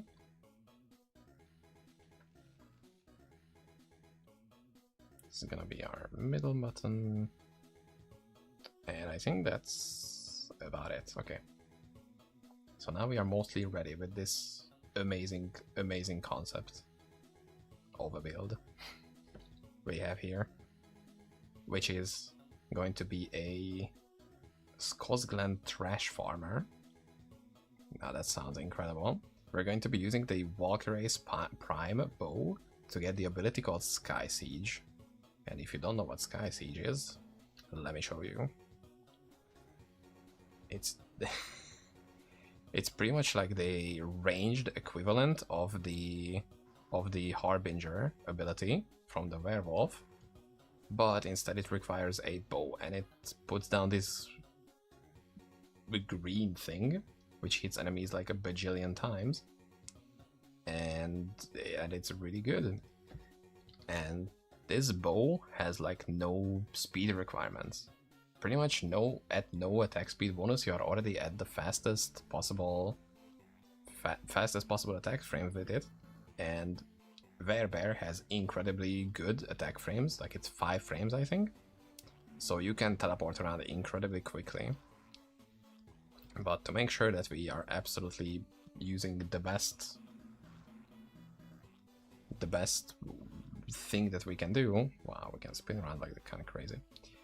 If you look at it, the weapon damage bonus on it is pretty low. 30% is not a lot, so you would need to have like an insane amount of base weapon damage for this to do meaningful damage. But instead, we can use Auriel Satchel to proc Searing Glow on enemies with a 2% chance on striking. So it doesn't matter how much damage we are dealing with this, as long as we are pretty frequently proccing this ability, which is a very, very special skill. If we turn off our Bear Morph, we can see that it's this thing. This is a pretty big AoE explosion, and even though it looks like it's just one explosion, this hits enemies 5 times. So whatever damage you see here, apply it 5 times to the same enemy. It's pretty strong, and this is level 49 version, so it's almost exactly the same as what we will be doing naturally. But another incredible way of scaling this damage is with successfully corrupted items. Now, what that means is if you corrupt an item with these, there is a 50% chance to add a random bonus stat and 25% chance to add nothing. Now that 25% chance doesn't work, it has to be the 50%. So any item that you corrupted and has gotten that extra bonus line, for every single item that we equip that is like that, we will gain 30% physical damage as fire. So if we have every single possible slot, which is sadly only 8, I think 8, right? You cannot corrupt this bow, sadly, and you cannot corrupt quivers, sadly. Now this, I don't fully understand, because you add in the game a quiver which benefits from corrupted items, and then you cannot corrupt the quiver itself. You are working against your own thing, video game. Stop doing that. Give us corruptible quivers right now, please do that. Thank you. But other than that, every other piece can be corrupted. So this is 30% damage here, here, here, here, here, here, here, and here as well. So this has some preparation time. Like, you cannot immediately do this build. This definitely needs some prep work. And other people are usually doing Searing Glow on either Amazon or Paladin, and they self-cast it. Like, they don't do this very convoluted way of getting this skill to proc.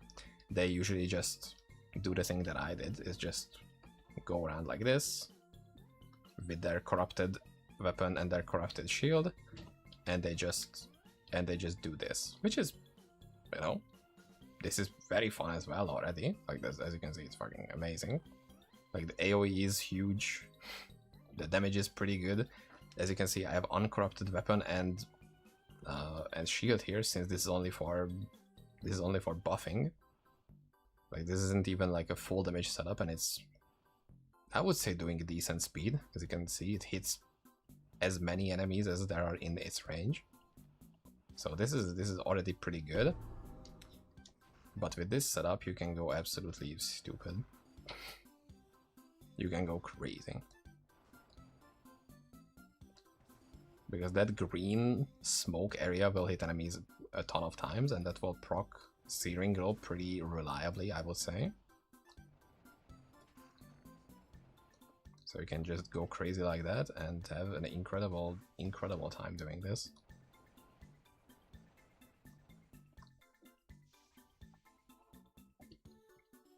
So since this is a spell build, we want to make sure that we are doing the usual spell build scaling things. We need to get a bunch of fire spell damage, minus enemy fire res, and spell focus. Now this is all at the druids, up at the druids alley. We can take survival instinct, that is gonna give us a bunch of spell focus. We can take spiritual alignment, that is gonna give us a bunch of fire and cold spell damage. So that is already 2 pretty important things checked out. And at the rest of the items, we can sort of work around trying to get as much minus enemy fire as possible. For the helm, we're going to take a radiance, which is going to give us spell focus and fire spell damage per 1 light radius we have, which is a very interesting way of scaling things. That is why we're going to be taking Locket of Dreams, 10 light radius here. Aureus Satchel has 15 light radius. A perfect 6 Angel Bag has 5 light radius.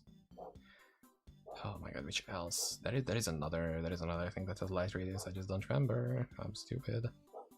I'm blanking on this. There are some other charms, and there are other relics which have light radius, and those are incredibly good as well for scaling your damage as well. Fire res, incredibly strong, +4 lightning max fire res. As you can see, we are doing pretty good on that front, and this also gives us 4 light radius. With this, all total, we have 35 light radius.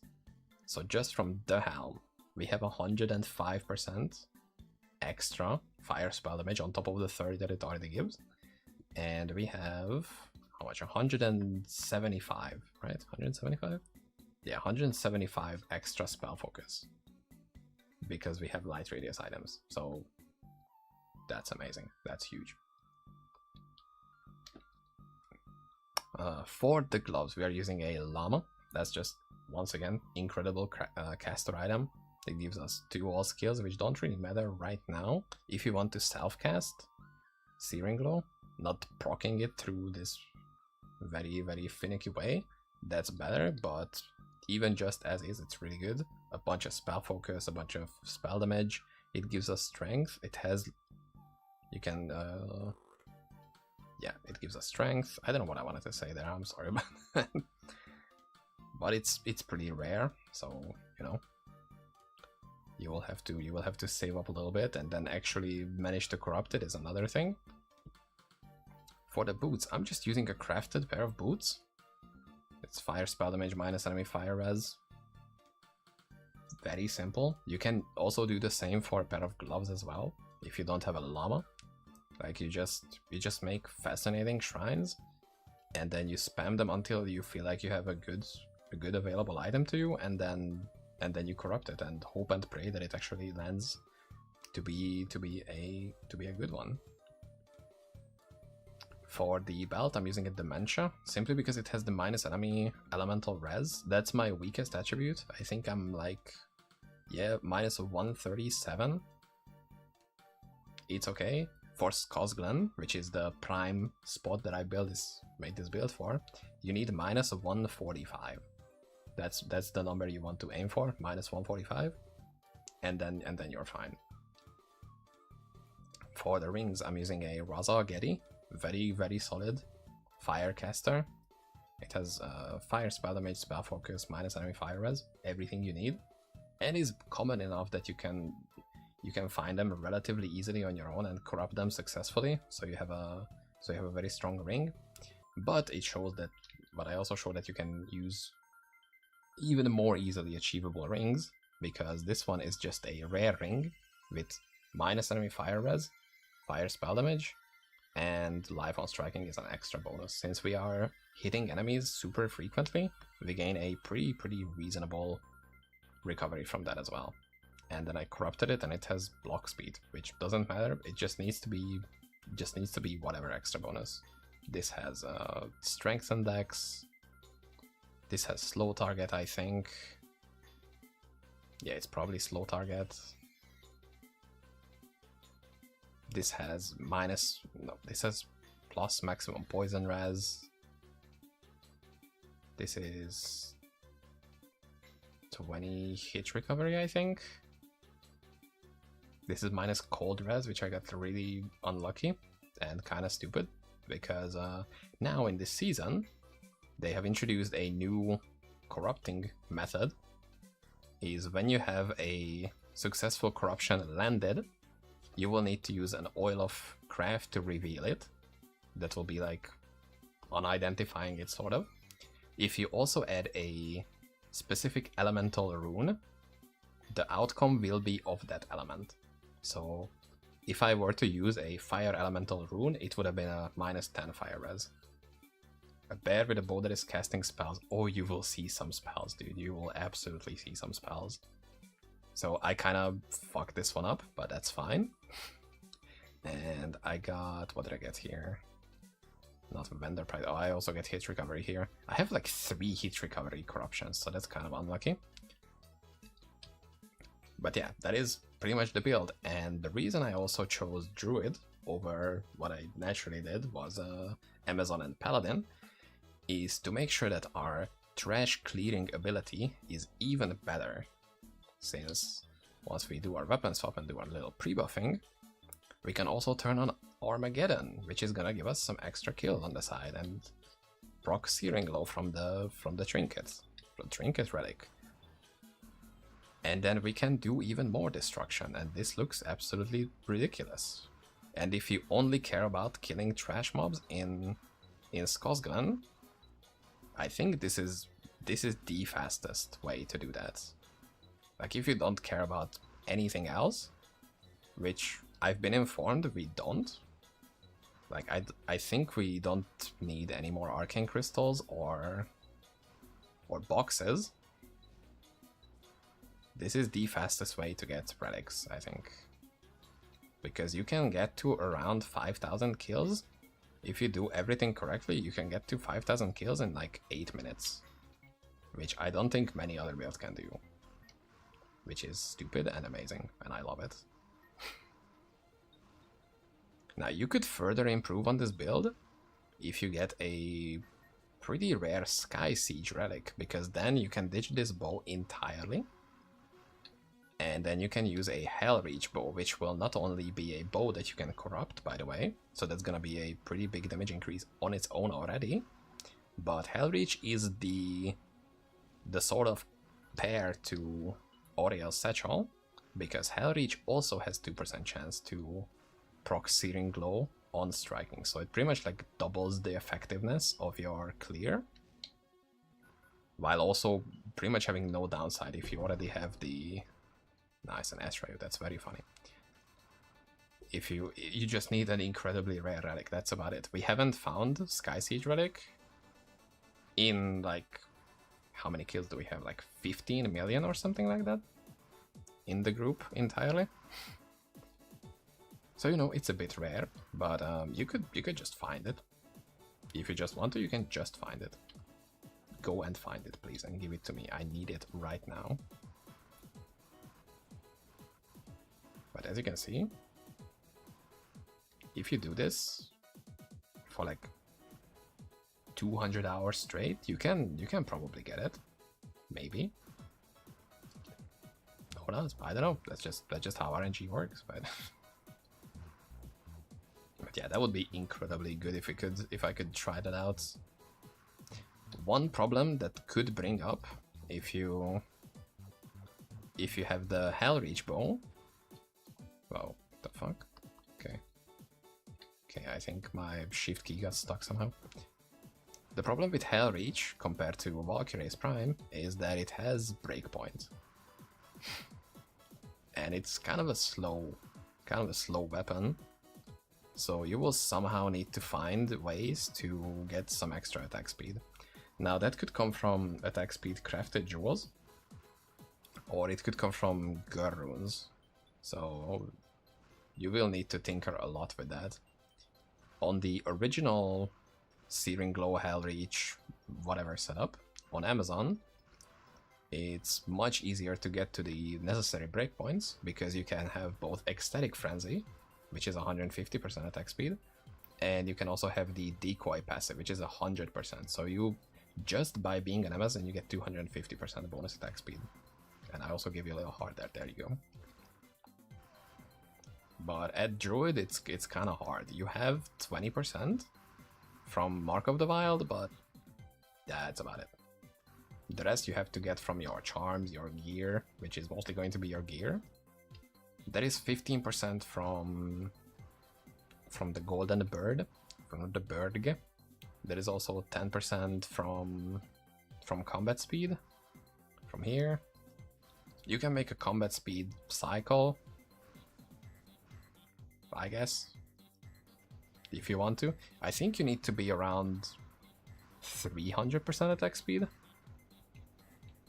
if you want to get to max frames on a Hellreach, which is kind of bad, but I guess But I guess you will have the most insanely good build out there.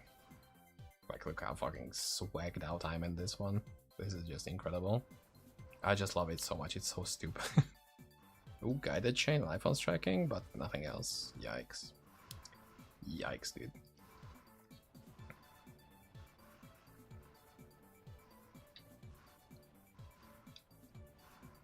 But yeah, the other problem is you can't really kill anything else. Like it's... We accidentally killed that Etherborn. And it gave us an Arcane Crystal, but yeah, good luck. Good luck trying to kill shit with this build, which isn't just like a random trash mob in here. It can happen accidentally. Sometimes, you know, sometimes miracles do happen, but other than that... Yeah, you will need another build for that. And I made like 2 other build guides today, which you can use to do that, so... You know, you could check those out. If you want to.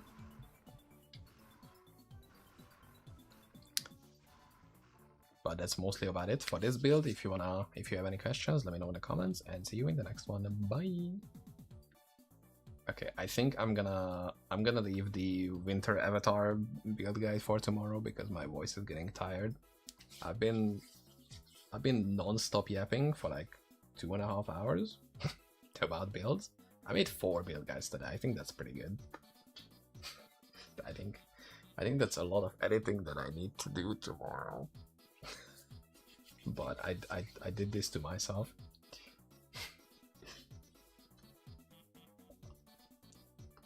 So yeah, that's whoa. I think that was it from me for today. We had some pretty solid luck today. I mean, we got 2 relics, that's pretty good. And yeah, it's finally time for me to say goodbye to you guys who are watching the live stream. Thank you for being here. That was an incredible day. Tomorrow, any self-reports today? I mean,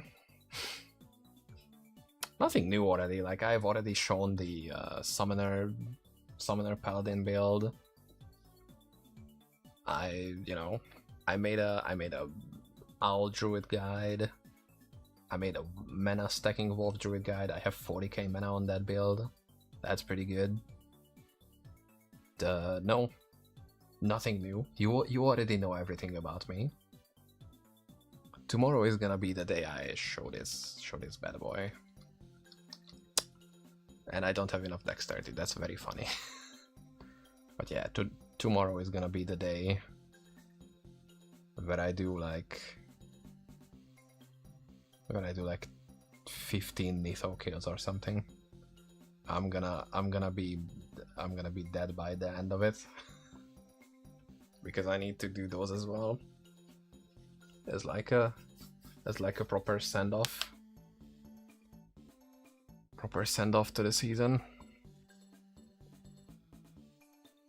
And then it's gonna be another day of just doing whatever. Probably farming squads, as usual. And then on Saturday we're gonna have the 1000 Skosgland box openings. I think there will be like 6 to 8 people. So that's gonna be a lot of fun. Just messing around and opening a bunch of boxes that we found. And then congratulating ourselves. Patting ourselves on the back. And then saying goodbye until the next season. How are you gonna get the gold for that? I have something called a gold find Stormpick Amazon. That's my short answer for that. And I think that's the long answer for that as well. I'm gonna be running around like crazy on like 250% movement speed, and I'm just gonna farm gold and dish that out for everybody. I don't think I'm gonna be opening a single box. I don't know. Folks will need the gold. Also, it's mostly like lower tier gems, like a lower tier runes, so those don't eat that much gold. I will personally contribute. Oh wow, this is very loud. I will personally contribute 3.5 Zod runes. so we can open those as well. I think I can make a fourth one, but I'm not sure. I know we also have some others, so I think we can open like 6 Zod runes, maybe. So that's gonna be very exciting. But yeah, I think I will go soon because my voice is starting to get like very raspy.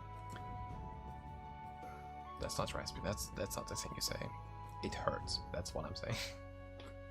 So thank you all for checking in. And until the next stream, this time I'm saying goodbye to you guys. Goodbye.